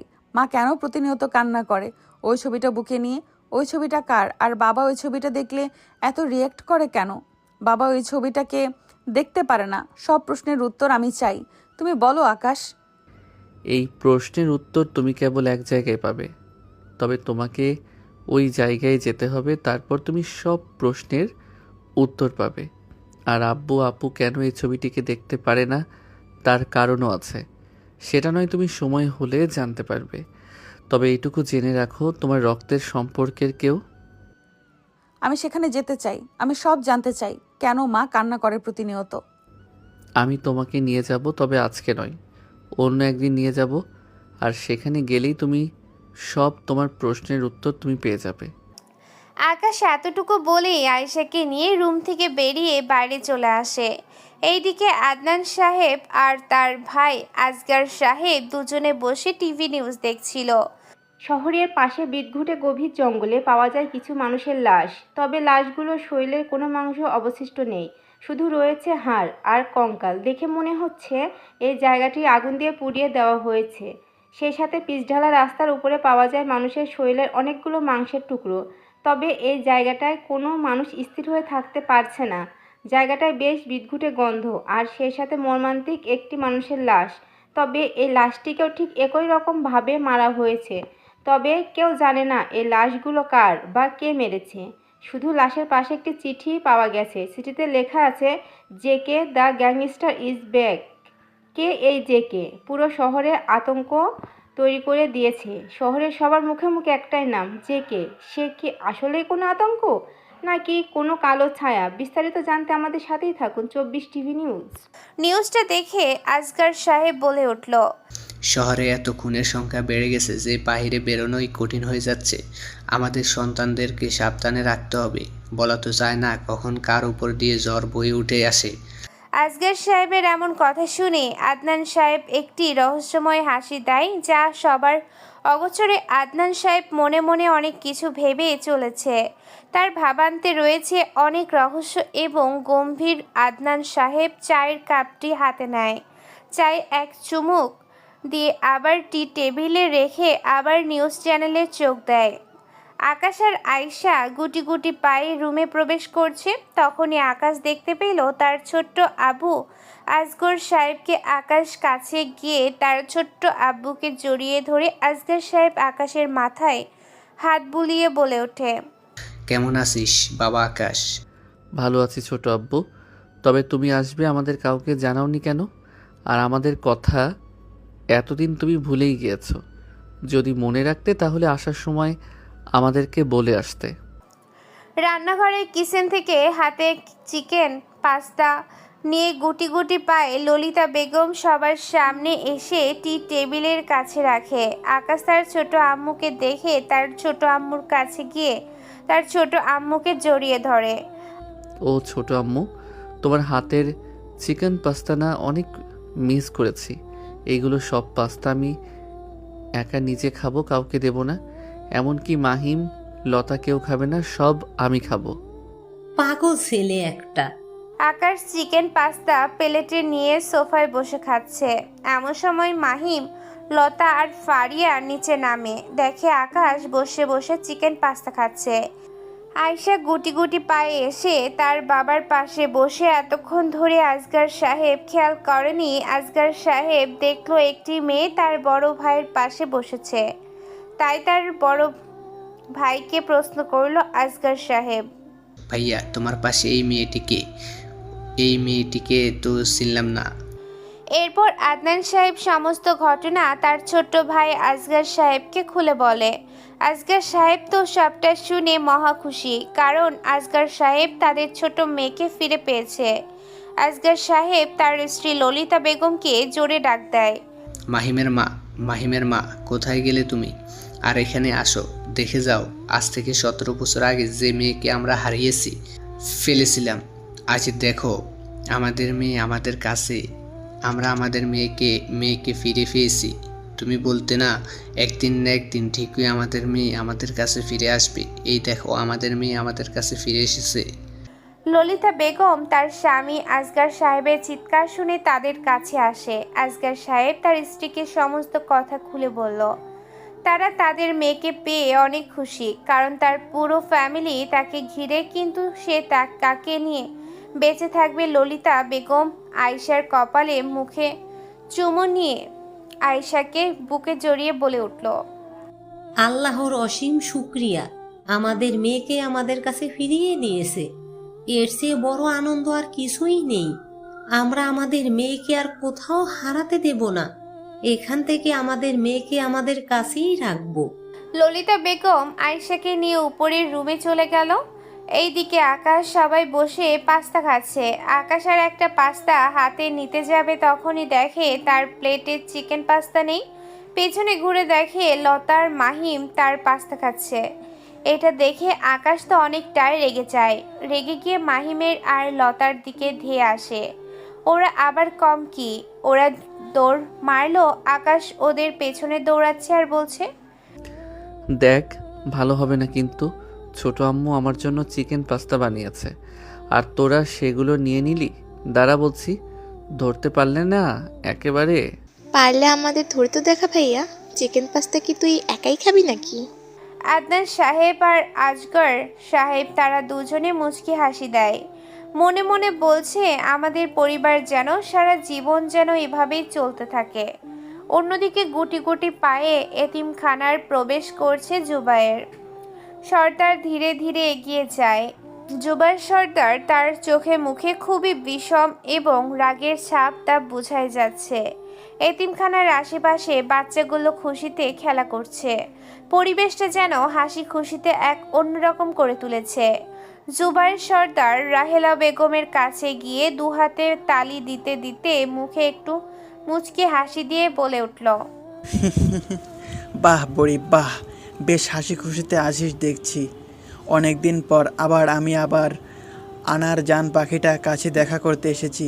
এই বুড়ি কোথায়? আমার সেই জান পাখিটা, তাকে আমার সামনে নিয়ে আয়। কতদিন হয়ে গেল তাকে আমি আমার সামনে দেখিনি। কোথায় কোথায় আমার সেই আয়েশা জান পাখিটা কোথায়? রাহেলা বেগম চমকে যায়, সাথে কিছুটা ভয়ও পায়। রাহেলা বেগম মিনমিনিয়ে গলায় বলে উঠল, দেখো বাবা, তুমি তাকে খুঁজছো, সে অনেক দিন আগে এখান থেকে চলে গেছে। আমরা জানি না সে এখন কোথায়। এই বুড়ি, ও চলে গেছে নাকি ওকে পালাতে সাহায্য করেছিস? নিশ্চয়ই এমনি এমনি চলে যায়নি, তোরা ওকে পালাতে সাহায্য করেছিস। আমি ছিলাম না আর তোরা ওকে এখান থেকে পালাতে সাহায্য করেছিস। জুবায়ের সর্দারের এরকম রাগী কথা শুনে ওখানে থাকা সমস্ত মানুষ যারা অনাথ আশ্রমে কাজ করে থাকে তারা সবাই রাহেলা বেগমের কাছে। তিথি নামের একটি মেয়ে আছে কাছে। তিথি ভয়ে ভয়ে জুবায়ের সর্দারের উদ্দেশ্যে বলে উঠল, দেখুন, আপনারা কিন্তু এখানে বেশি বাড়াবাড়ি করছেন আপু। এখন থেকে চলে গেছে অনেক দিন হলো। আমরা তাকে অনেক খোঁজার চেষ্টা করেছি কিন্তু কোথাও খুঁজে পাইনি। ওই তোরা দাঁড়িয়ে কি দেখছিস? তোরা এই অনাথ আশ্রমের প্রতিটা রুম খুঁজে দেখ কোথায় লুকিয়ে আছে। ভেতরে পুরো রুম তন্ন তন্ন করে খুঁজছে কিন্তু কোথাও পায় না। তাই জুবায়ের সর্দারের লোকেরা অনাথ আশ্রমের রুম থেকে বেরিয়ে আসে। জুবায়ের সর্দারের কাছে তার লোকের ভেতর থেকে একটা লোক তার উদ্দেশ্যে বলে উঠল, কি বললি? ওইখানে নেই? তাহলে কোথায়? এই বুড়ি শোন, আর আমি এখান থেকে যাচ্ছি, তবে ওকে যদি একবার হাতের নাগালে খুঁজে পাই তাহলে সেই দিনই কি হবে সেটা তুই নিজেও ভাবতে পারবি না। ওকে তো আমি খুঁজে বের করবই। ওই চল তোরা এখান থেকে। জুবায়ের সর্দার অনাথ আশ্রম থেকে বেরিয়ে চলে যায়। এদিকে রাহেলা বেগম তো কান্না করে দেয়। তিথি রাহেলা বেগমকে সান্ত্বনা দেয়, বড় মা, তুমি দেখো, আয়েশা আপু যেখানে আছে একদম ঠিক আছে। আয়েশা আপুকে ও কখনোই খুঁজে পাবে না, দেখে নিও। আয়েশা আপু যেখানে আছে খুবই ভালো আছে। তারপরও মা, আমার কেমন জানি ভয় লাগছে। অনেক দিন হয়ে গেল মেয়েটা নেই। যদি এই শয়তানটা আয়েশাকে খুঁজে পায় তাহলে আয়েশার অনেক বড় ক্ষতি হয়ে যাবে। আল্লাহর কাছে দোয়া করি যেন মেয়েটা সেখানে আছে সেখানেই ভালো থাকে। বড় মা, তুমি কিছু চিন্তা করো না, আমি আয়েশা আপুকে খোঁজার চেষ্টা করব। তুমি দেখো, চিন্তা করো না বড় মা। অন্যদিকে মাহিম তার ল্যাপটপ নিয়ে ফেসবুক এন্ড করতেছিল। হঠাৎ মাহিমের ল্যাপটপ একটি নোটিফিকেশন আসে। মাহিম ওটা ওপেন করতে দেখতে পেল সেটা আকাশের ইমেল থেকে এসেছে। একটি ফেসবুক আইডি লিংক। মাহিম লিংকটি ওপেন করে দেখতে পায় একটি ভিডিও, যে ভিডিওটি আকাশ ওই দিন দেখেছিল। এটা দেখে মাহিমের রাগ তো চরম পর্যায়ে পৌঁছে গেল। মাহিম কিছু না ভেবে প্রায় 10 মিনিটে ওই আইডি মাহিম তার নিজের আয়ত্তে নিয়ে নেয়। মাহিম আইডির ভেতর প্রবেশ করে। মাহিম প্রবেশ তো করে তো অনেকটাই অবাক, সাথে রেগে যায়। কারণ অনেকগুলো মেয়ের গোসল করা, উলঙ্গ ভিডিও করা এই ফেসবুক আইডিতে আইডিটার নাম। মাহিম ওখানে থাকা সমস্ত ভিডিওগুলো দেখতে থাকে, তবে ভিডিওগুলো সব প্রাইভেট করে রাখা ছিল। সমস্ত ভিডিও ডিলিট করে দিল। মাহিম আরও একটা কাজ করলো, সে আইডির মেসেঞ্জারে গিয়ে মেসেঞ্জার চেক করে দেখলো কিছুক্ষণ আগে ফেসবুক আইডিতে যে ভিডিওগুলো দেখেছিল ওই ভিডিওগুলো এই মেসেঞ্জারে দিয়ে ব্ল্যাকমেইল করে তাদের সাথে রুম ডেট করেছে। মাহিম যেন এটা দেখে সে আর নিজেকে কন্ট্রোল করতে পারছে না, তাই ফেসবুক আইডি পাসওয়ার্ড চেঞ্জ করে দেয়। সাথে মেসেঞ্জারে যতগুলো মেয়েদের উলঙ্গ গোসল করা ভিডিও ছিল সমস্ত ডিলিট করে দেয়।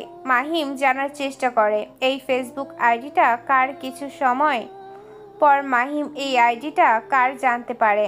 আপনারা আবার কি ভাবছেন কার হতে পারে? তবে চলুন আমরা মাহিমের মুখ থেকে শুনে এই আইডিটা কার। জঙ্গলে শিকার করতে হলে আগে জঙ্গল সম্পর্কে ধারণা রাখতে হয়, কিন্তু শিকার করতে হলে আগে সেই জঙ্গলটা নিজের আয়ত্তে নিয়ে শিকারের নাম হতে হয়। রাকিব, সেদিন তোকে ছেড়ে দিয়ে অনেক বড় ভুল করছি। ভেবেছিলাম তুই নিজেকে শুধরে নিবি, কিন্তু না, তোকে একটা সুযোগ দিয়েছিলাম, কিন্তু সেই সুযোগের সদ্ব্যবহার করেছিস। তৈরি থাক, তোর মৃত্যুটা এত ভয়ঙ্করভাবে হবে যা সোশ্যাল মিডিয়ায় পর্যন্ত মানুষ দেখলেই টিকে থাকবে। আর সেই ভয়টাই হবে আমার রাহ হি হাহা হেনকে হেনিমাস ইউজ ব্যাগ। মাহিম সমস্ত কিছু ইমেল করে আকাশের মোবাইলে পাঠিয়ে দেয় আর আকাশকে একটি বার্তা পাঠায়। মাহিম একটু মুচকি হাসলো, কারণ তার সেই হাসিতে রয়েছে অনেক রহস্য আর অনেক গম্ভীর। মাহিম তার ল্যাপটপটা বন্ধ করে দেয়। মাহিম টেবিল থেকে উঠে পেছনে তাকিয়ে দেখে ফারিয়া তার রুমে বিছানায় এসে বসেছে। ফারিয়াকে দেখে মাহিম একটু চমকে যায়, মনে মনে বলছে, এই ফারিয়া আবার কিছু শুনে ফেললো না তো? মাহিম মনে মনে ভাবতে থাকে। এর ভেতর ফারিয়া বিছানা থেকে মাহিমের কাছে এসে মাহিমের শার্টের কলার ধরে ফারিয়া রাগী দৃষ্টিতে মাহিমের দিকে তাকায়। মাহিম কিছুটা চমকে যায়। ফারিয়ার দিকে তাকিয়ে দেখে ফারিয়া রাগে চোখ লাল হয়ে আছে। মাহিম কিছুটা ভয় নিয়ে ফারিয়ার উদ্দেশ্যে বলে উঠল, ফারিয়া, তুমি এমন করছো কেন? আমি কি করেছি আর তুমি এভাবে রেগে আছো কেন? কালকে তোর সাথে যে মেয়েটাকে দেখেছি, ওই মেয়েটা কে? ওই মেয়েটার সাথে কি? হ্যাঁ, মেয়েদের সাথে মেলামেশা কিসের এত? এরপর যদি দেখেছি কোনো মেয়েদের আশেপাশে, তাহলে কিন্তু। ফারিয়ার এমন কথায় মাহিম চমকে যায়। গতকালকে একটি মেয়ে বিপদে পড়েছিল, তাই মাহিম সেই মেয়েটিকে সাহায্য করেছিল, আর সেটা ফারিয়া দেখে ফেলে। ফারিয়া অনেকটাই রেগে যায়। ওর পর ফারিয়া আলতো করে মাহিমের ঠোঁটে তার ঠোঁট ছোঁয়ায়। মাহিম কিছুটা চমকে যায়। ফারিয়া মাহিমের ঠোঁট জোড়া নিজের দখলে নিয়ে চুষতে থাকে। প্রায় 5 মিনিট পর দুজন ছেড়ে দেয়। ফারিয়া দৌড়ে রুম থেকে চলে যায়। মাহিম হাঁপাতে হাঁপাতে বলে, একবার পায়ে হাতে না খালে তাইলে বোঝাবো এই ফাহিম কি জিনিস। স্যার, আপনি একদম চিন্তা করবেন না, ম্যাডাম একদিন না একদিন ফিরে আসবে। আমি লুক লাগিয়েছি ম্যাডামকে খোঁজার জন্য, দেখবেন ঠিক একদিন না একদিন খুঁজে পাবো ম্যাডামকে। আর রইদুল, আমি আমার মেয়েকে খুব ভালো করে চিনি। আমার মেয়েটা বড্ড জেদি, বড্ড অভিমানী। রইদুল সাহেব তার স্যারের সাথে আরও কিছু এই বিষয় নিয়ে কথা বলে চলে যায়। পরের দিন রাকিব তার রুমে বসে আছে। তার মাথা যেন কাজই করছে না, কারণ তার Facebook ID heart security system করে রেখেছে। সে বুঝতে পারছে না তার ফেসবুকের পাসওয়ার্ড কিভাবে চেঞ্জ হলো। রাকিব মেসেঞ্জারে প্রবেশ করার চেষ্টা করে, কিন্তু সেটাও ব্যর্থ হলো। কিছু সময় পর হঠাৎ করেই তার ল্যাপটপটি আপনা আপনি চলতে থাকে। রাকিবের বুঝতে বাকি নেই যে তার ল্যাপটপ কেউ হ্যাক করে নিয়েছে। রাকিব এটা দেখে ভয় পেয়ে যায়। হঠাৎই রাকিবের ইমেল একটি নোটিফিকেশন আসে। সেটি একটি লিঙ্ক। রাকিব মনে মনে ভাবল সেই লিঙ্কে প্রবেশ করবে কি করবে না। হঠাৎ এই লিঙ্কটা আপনা আপনি ওপেন হলো। লিঙ্কটা ওপেন হতেই সে দেখতে পেল কিছু লেখা। রাকিব লেখাগুলো পড়তে থাকে। ভার্সিটির 10 জনকে মেয়েকে ধর্ষণ আর 5 জন র্যাপ আর 5 জন মেয়ে হত্যা করেছে। তোর রেকর্ডার ডিটেলস এখন আমার কাছে কি ক্ষতি করেছে, ওই মেয়েগুলা কেন তাদের হত্যা করেছিস, এর জন্য তোর মৃত্যু হবে খুবই ভয়াবহ। দ্য হেনকে হেনিমাস hacker is to back cyber world. লেখাগুলো পড়ে রাকিব ঘামতে থাকে। রুমে এসে চলা সত্ত্বেও ঘামতে থাকে। রাকিব সে মনে মনে ঠিক করে যে সে তার বাড়ির বাইরে বেরোবে না, কারণ কার মৃত্যুর সামনে দাঁড়িয়ে আছে। রাকিবের ফোনটা তখন বেজে ওঠে। রাকিব ফোনটা হাতে নেয়, ফোন রিসিভ করে ফোনের ওপাশ থেকে কিছু শুনে ফোনটা কেটে দেয়। রাকিব তার ল্যাপটপটা বন্ধ করে দেয়। হঠাৎ রাকিব সে অনুভব করলো তার রুমের ব্যালকনিতে কারোর পায়ের শব্দ পেল। রাকিব একটু ভয় পায়, মনের সাহস সঞ্চয় নিয়ে সামনে ধীরে ধীরে এগিয়ে যেতে থাকে। তার রুমের ব্যালকনির দিকে গিয়ে দেখে সেখানে কেউ নেই। হঠাৎই তার পায়ে নিচ থেকে ধোয়া মিশ্রিত কিছু বের হতে থাকে। রাকিব ওখানে জ্ঞান হারিয়ে পড়ে যায়। কিছু সময় পর রাকিবের জ্ঞান ফিরতে রাকিব অনুভব করলো নির্জন জায়গা, ঘুটঘুটে অন্ধকার। এটা দেখে রাকিব একটু ভয় আটকে ওঠে। সে দেখে আশেপাশে গভীর জঙ্গল, আশেপাশে পশু পাখির চিৎকার ভেসে উঠেছে। রাকিব এটা দেখে অনেকটাই আটকে ওঠে। রাকিব পকেটে হাত দিয়ে দেখে তার ফোনটা আছে কিনা, কিন্তু কি তার ফোন তো পকেটে থাকার কথা। রাকিব দেখে তার ফোনটা পকেটে নেই। রাকিব ঘুটঘুটে অন্ধকারের মধ্যে হাঁটতে থাকে। কিছু দূরে যেতেই দেখতে পায় সাদা ল্যাম্পপোস্টের আলো। রাকিবের মনে হলো ওই দিকে রাস্তা, তাই রাকিব ওই দিকে আস্তে আস্তে যেতে থাকে। রাস্তায় দিয়ে হাঁটতে থাকে। মাঝে মাঝে আকাশে বিদ্যুৎ চমকাচ্ছে। পিচ ঢালা রাস্তা দিয়ে হেঁটে চলেছে রাকিব। হঠাৎ রাকিবের মনে হলো পিছনে কে যেন তাকে ফলো করেছে। পিছনে ঘুরে তাকায়, কিন্তু সে কাউকে দেখে না। রাকিব ভাই আটকে ওঠে, কারণ পাশের ঝোপের আড়াল থেকে হিংস্র পশুর আওয়াজ ভেসে আসে। এটা দেখে রাকিবের কলিজার পানি শুকিয়ে যায়। হঠাৎ একটা দমকা হাওয়া এসে তার শরীরে লাগে। রাকিব ধীরে ধীরে সামনে এগোতে কিছুটা দূর যেতেই রাকিব ভীষণ ভয় পেয়ে যায়, কারণ সামনে দাঁড়িয়ে আছে দুজন আগন্তুক, মুখে কালো মাস্ক, পরনে কালো পোশাক। সেই দিনের এই দুজন আগন্তুক তার সামনে দাঁড়িয়ে আছে। রাকিব এটা দেখে ভীষণ ভয় পায়। গলায় রাকিব ভীষণ ভয় নিয়ে বলে ওঠে,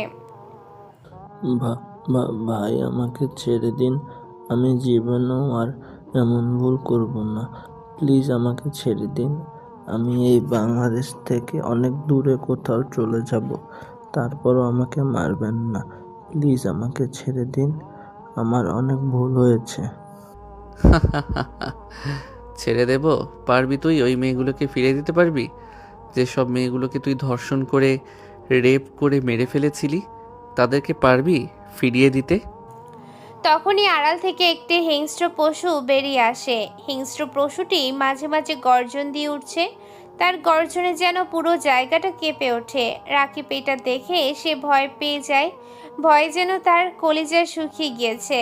ধীরে ধীরে হিংস্র পশুটি রাকিবের দিকে এগিয়ে যায়। রাকিব পেছাতে থাকে। রাকিব তার পায়ের সাথে পা বেঁধে পিচঢালা রাস্তার উপর পড়ে যায়। রাকিব বলে ওঠে, প্লিজ ভাই আমাকে ছেড়ে দিন, আমি আর এমন ভুল করব না, প্লিজ আমাকে ছেড়ে দিন, ভুল হয়ে গেছে, প্লিজ ভাই আমাকে ছেড়ে দেন, আমি আর এমন ভুল করব না। রাকিব আর কিছু বলতে যাবে, তখনই হিংস্র পশুটা তার উপর ঝাঁপিয়ে পড়ে। পরের দিন সকালবেলায় অফিসার ফাহিম তখনই ঘুমিয়েছিল।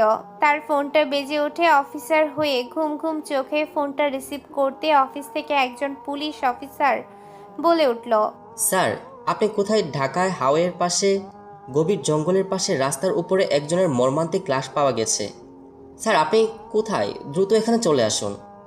অফিসার ফাহিম এ কথা শুনে তার ঘুম যেন উড়ে যায়। চুরি করে ওয়াশরুমে গিয়ে ফ্রেশ হয়ে নাস্তার টেবিলে গিয়ে বসে। হালকা নাস্তা করে সে বেরিয়ে পড়ে। কিছু সময় পর অফিসার ফাহিম সেখানে পৌঁছে যায়। অফিসার ফাহিম গাড়ি থেকে নামতেই একজন পুলিশ অফিসার এগিয়ে এসে তার উদ্দেশ্যে বলে উঠল, স্যার লোকটিকে খুবই নৃশংসভাবে মারা হয়েছে। আগে খুনের থেকে এই খুনটা একটু ভিন্ন স্যার। লাশের গায়ে বিভিন্ন আঁচড়ের দাগ। আমার মনে হয় কি এটা কোনো হিংস্র পশুর কাজ। আর সব থেকে বড় কথা স্যার, আমরা জাফরউদ্দিনের লাশের পাশে যে একটি কয়েন পেয়েছিলাম, ঠিক একই কয়েন এই লাশের পাশেও পেয়েছি। স্যার লাশটাকে চেনা বড় দায়, কারণ তার মাথাটা থেতলে দেওয়া হয়েছে আর সর্বশরীর পুরো আঁচড়ের দাগ।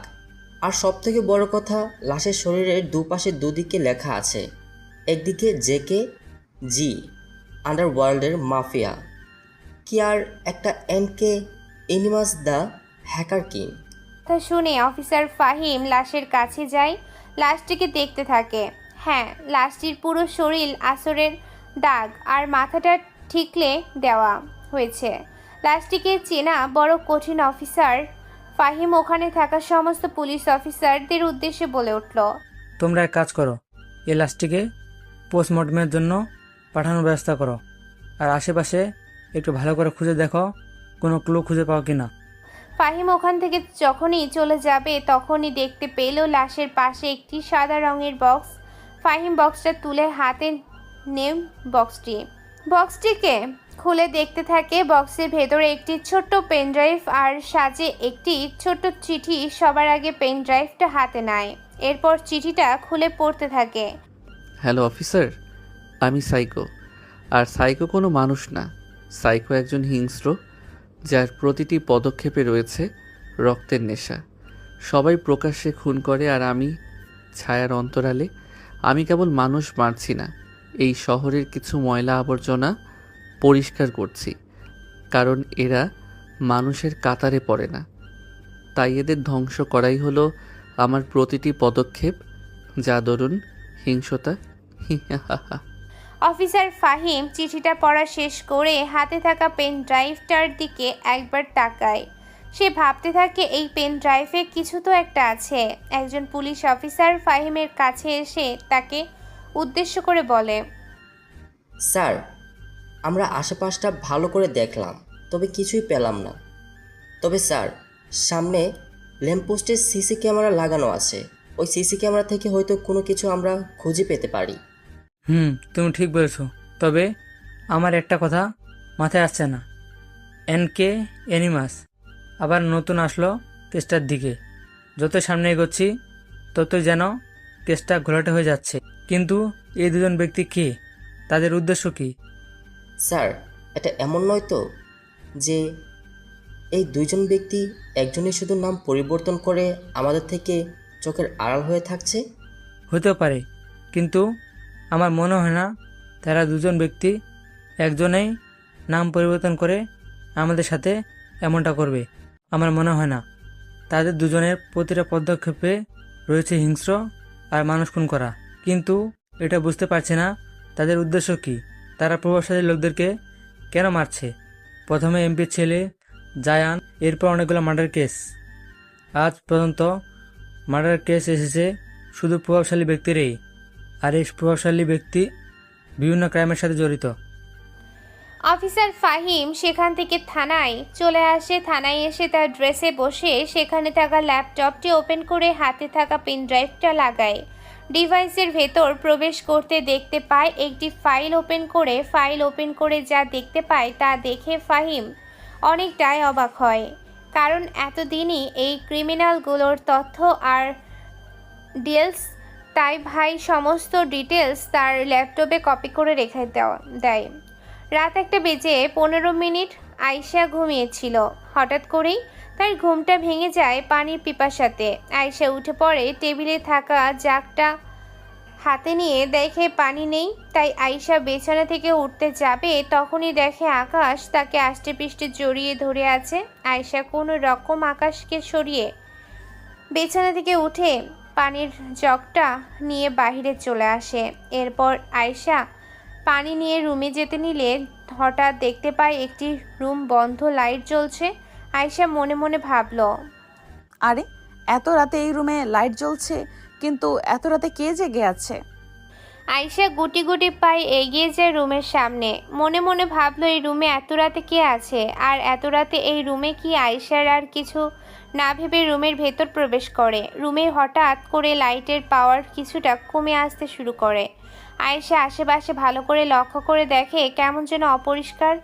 আয়শা চারিদিকে শুধু তাকিয়ে দেখছে। রুমটা আয়শার কাছে বেশ অদ্ভুত লাগছে।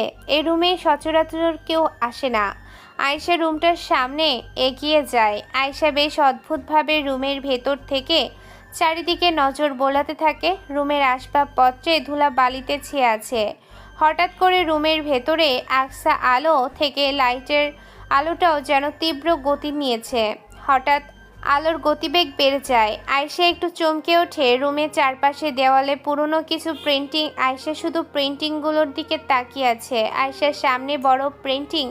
আয়শা প্রিন্টিংয়ের দিকে এগিয়ে যায়। প্রিন্টিংয়ের উপরে অনেক ধুলোবালিতে ছেয়ে আছে। আশেপাশে আসবাবপত্রের মাকড়সার জালে ছেয়ে আছে। প্রিন্টারের কাছে গিয়ে আয়শা হাত দিয়ে ঝাড়া দিতেই কিছুটা ধুলাবালি এসে আয়শার নাকে মুখে এসে লাগতে আয়শা জোরে কেসে ওঠে। আয়শা প্রিন্টিংয়ের দিকে তাকিয়ে আছে। প্রিন্টিংটি খুবই অদ্ভুত। রাজা সিংহাসনের মতো একটি বড় চেয়ারে বসে আছে। একজন ব্যক্তির পরনে রয়েছে কালো পোশাক, মাথায় হুড টুপি, হাতে 9mm পিস্তল। পোশাকের উপর লেখা আছে এসকে দ্য রকস্টার কিং। এই মানুষগুলোকে আয়শা কখনো দেখেনি, তবে একটা ছবির দিকে তার চোখ আটকে যায়। আয়শা দেখলো চেয়ারে বসে থাকা ব্যক্তিটির পাশে তার বাবা আদনান সাহেব। হাতে রয়েছে 9mm পিস্তল। আয়শা এটা দেখে তার চোখ বড় বড় হয়ে যায়। আয়শা মনে মনে ভাবতে থাকে, এদের সাথে বাবার কিসের সম্পর্ক? আর বাবা কোনো সাধারণ মানুষ না। তার মানে বাবা সকলের সামনে যেরকমটা সেজে থাকে, বাবা আসলে সেরকম না। তার মানে বাবার আসল পরিচয় কি? আর এদের সাথে কিসের সম্পর্ক বাবার? আয়শা মনে মনে এগুলো ভাবতে থাকে। তখনই দূর থেকে কারোর কণ্ঠ ভেসে আসে। আয়শার খুবই পরিচিত মনে হচ্ছে এই কণ্ঠ, তাই আওয়াজটা কোনো দিক দিয়ে আসছে আয়শা বুঝতে পারছে না। গলার কণ্ঠস্বর যেন আরও জোরে বজ্রপাতের মতো শোনা যাচ্ছে। পুরো রুমটাকে গম্ভীর করে তুলেছে। পরিবেশটা শান্ত, থমথমে। আয়শা বুঝতে পারে কিছু দূরে আওয়াজটা ভেসে আসছে। আয়শা এগিয়ে যায়। আশায় এগিয়ে যেতে দেখলেও একটি গুপ্ত দরজা, তাই আয়শা দরজার ঠেলে রুমে প্রবেশ করলো। গুটি গুটি পায়ে এগিয়ে যায়। কিছুটা দূর আয়শার সামনের ব্যক্তিটিকে দেখতে পারছে না, কারণ গুটগুটে অন্ধকার। তাই আয়শা একটু আড়ালে গিয়ে বোঝার চেষ্টা করে কে আছে। এই রুমের সামনে থাকা একটি ছোট্ট টেবিলে বসে আছে একজন ব্যক্তি, তবে ব্যক্তিটি কে আয়শা বুঝতে পারছে না। তবে আয়শা লোকটার কণ্ঠস্বরটা চেনা চেনা লাগছে। হঠাৎ রুমের ভেতর লাইট জ্বলে উঠল। আয়শার সামনে যাকে দেখলো তাকে দেখে আয়শা চমকে যায়, কারণ সামনে তার বাবা আদনান সাহেব চেয়ারে বসে কারোর সাথে যেন কি নিয়ে কথা বলছে। সময় এসে গেছে, এটা ওর শরীরে প্রবেশ করিয়ে দে। তবে হ্যাঁ, আমাদের পরিকল্পনা আর আমাদের উদ্দেশ্য এখনো একটাই, সেটা হয়তো তুই বুঝে গেছিস। তাই সময় থাকতে এটাও শরীরে প্রবেশ করে দে। এখনই উত্তম সময়, ঠিক এই সময়টাই আমি অপেক্ষায় ছিলাম। তবে হ্যাঁ, একটা কাকপক্ষীও যেন টেনে না পাই, এমনকি ও যেন বুঝতে না পারে। যদি বোঝে তাহলে আমাদের উদ্দেশ্য কখনোই সফল হবে না। আর হ্যাঁ, খুব তাড়াতাড়ি আমাদের দেখা হতে যাচ্ছে, আবার দীর্ঘ 17 বছর পর। সময় এসে গেছে ঘুমান্ত হাইনাকে জাগিয়ে তোলার। আমি বাংলাদেশে পা রেখেছি, তবে আমি কোথায় আছি কেউ জানে না। কিং তার লোক দিয়ে আমাকে খোঁজার চেষ্টা করে যাচ্ছে, কিন্তু তাদের সব কয়টাকে আমি ধ্বংস করে দিয়েছি। তবে এবার সময় এসে গেছে ঘুমন্ত হাইনাদেরকে জাগিয়ে তোলা। একমাত্র তারাই পারবে আমাদের বন্ধু আফজাল সাহেবকে আমাদের কাছে ফিরিয়ে আনতে। তবে তার আগে আমি খবর পেয়েছি কোবরা কিং আর শরিয়াত খান মিলে আমাদের বন্ধু আমজাদ সাহেবকে তার জায়গা থেকে সরিয়ে দেওয়ার পরিকল্পনা করে, কিন্তু এটা হয়তো দেওয়া যাবে না। একবার যদি আমজাদকে তার রাস্তা থেকে সরিয়ে ফেলে, তাহলে কোবরা কিং পুরো বাংলাদেশ দখল করে নেবে, আর আমরা তা হতে দেব না। কারণ আমাদের হাতে এখন অস্ত্র। আমাদের অস্ত্র এখন দুর্বল নয়, শক্তিশালী এবং ধারালো, যার প্রত্যেকটা ক্লিকে শুধু ধ্বংস রয়েছে। আদনান সাহেব কথা বলতে থাকে, তবে সে জানে না আড়াল থেকে তার কথা কেউ একজন শুনে চলেছে। আদনান সাহেব আরও কিছু বলতে যাবে তখনই পেছনে কিছু শব্দ পেয়ে ঘুরে তাকায়। সেদিকে এই দিকে আয়শা তো অনেকটাই ভয় পেয়ে আছে, কারণ তার বাবা তাকে দেখে ফেলেছে। আয়শা অনেকটাই ভয় পেয়ে আছে। আদনান সাহেব এখানে তার মেয়েকে দেখবে সে কখনো কল্পনাও করতে পারেনি। আদনান সাহেব তার মেয়ের দিকে তাকিয়ে থাকে কিছুক্ষণ, বুঝতে পারে তার মেয়ে ভয় পেয়ে আছে। তাই আদনান সাহেব একটু ধীরতা নিয়ে এগিয়ে যায় তার মেয়ের দিকে। আদনান সাহেবকে এভাবে এগিয়ে আসতে দেখে আয়েশা একটু পিছিয়ে যায়। আদনান সাহেব বুঝতে পারে তার মেয়ে আয়েশা অনেকটাই ভয় পেয়ে আছে, তাই তার মেয়ের কাছে এসে নরম গলায় বলে উঠল, তুমি আমার বাবা হতে পারো না। আমার বাবা একজন মাফিয়া হতে পারে না। তুমি আমার বাবা না। তোমার পেছনে আসল রহস্য কি? আর কি বললে আকাশের বিপদ? আদনান সাহেব তার মেয়ের এমন কথায় কিছুটা অবাক হলেও আদনান সাহেব তার প্রকাশ করল না। আদনান সাহেব চায় না তার মেয়ের সমস্ত ঘটনা খুলে বলতে। আদনান সাহেব তার মেয়েকে পুনরায় বলে উঠল। আয়েশা মাথা নাড়ায়, তবে আয়েশার মাথায় হাজারো প্রশ্ন ঘুরপাক খাচ্ছে। তবে আয়েশা যদি এখন তার বাবাকে এসব প্রশ্ন করে, তার বাবা উত্তর দেবে না। সে বুঝে গিয়েছে আদনান সাহেব তার মেয়ে আয়েশার হাত ধরে সেই রুমে থেকে বাইরে বেরিয়ে এসে রুমে তালা লাগিয়ে দেয়। আদনান সাহেব তার মেয়ের মাথায় হাত বুলিয়ে রুমে পাঠিয়ে দেয়। আয়েশা রুমে প্রবেশ করতে যাবে, তখনই আকাশের চিৎকার কানে ভেসে ওঠে। বাবা! আয়েশা আকাশে এরকম চিৎকার শুনে তড়িঘড়ি করে রুমে প্রবেশ করতে আয়েশা আকাশের কাছে গিয়ে দেখলো আকাশের পুরো শরীর থরথর করে কাঁপছে। আকাশ, তোমার কি হয়েছে? তুমি হঠাৎ এরকম করছো কেন? কি হয়েছে তোমার? আমাকে খুলে বলো কি হয়েছে। খারাপ স্বপ্ন দেখেছো নিশ্চয়ই। পানি, আমার খুব পানি তেষ্টা পেয়েছে, আমাকে একটু পানি খাওয়াবে? পানির কথা শুনে আয়েশার মনে পড়ে যায় সে তো বাইরে পানি আনতে গিয়েছিল। আয়েশা রুম থেকে বাইরে বেরিয়ে পানির জাগটা নিয়ে এসে গ্লাসে ঢেলে আকাশকে দেয়। আকাশ পানি খেয়ে একটু শান্ত হয়। আয়েশা আকাশের কাছে এসে বলতে লাগলো, কি হয়েছে আকাশ তোমার?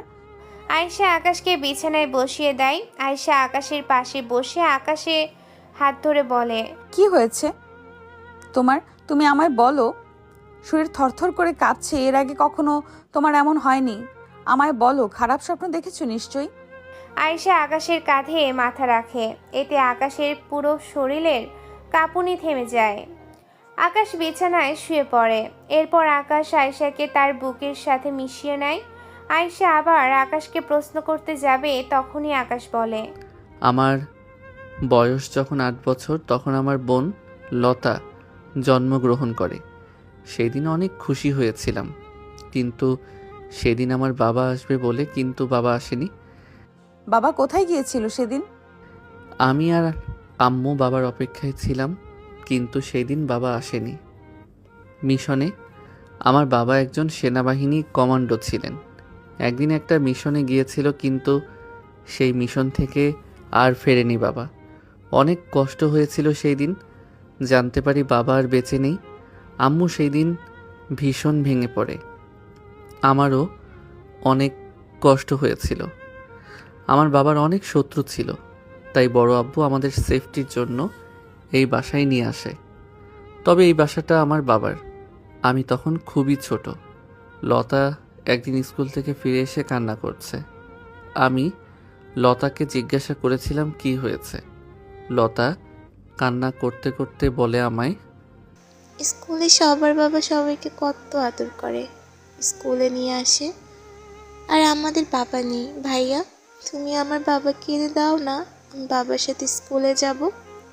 ছোট বোন লতাকে জড়িয়ে ধরে বলেছিলাম, বাবা একদিন ঠিক ফিরে আসবে আমাদের মাঝে, সেদিন তোকে অনেক আদর করবে, কান্না করিস না বোন।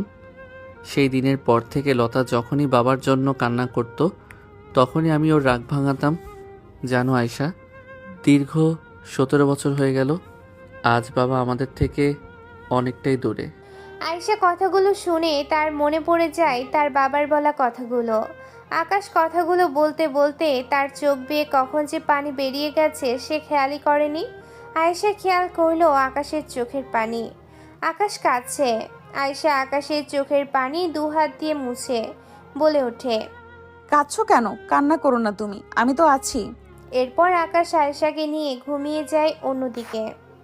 মালগুলো সব ঠিকঠাক আছে তো নাকি?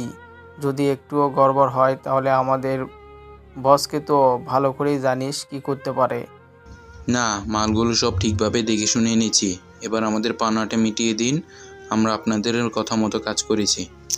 এই নিয়ে এখানে নগদ 50 লাখ টাকা আছে, এবার এটা নিয়ে এখান থেকে কেটে পড়। নয়তো বস আসলে কিন্তু একটা কেউ বাঁচিয়ে রাখবে না। চলে যায় এবার।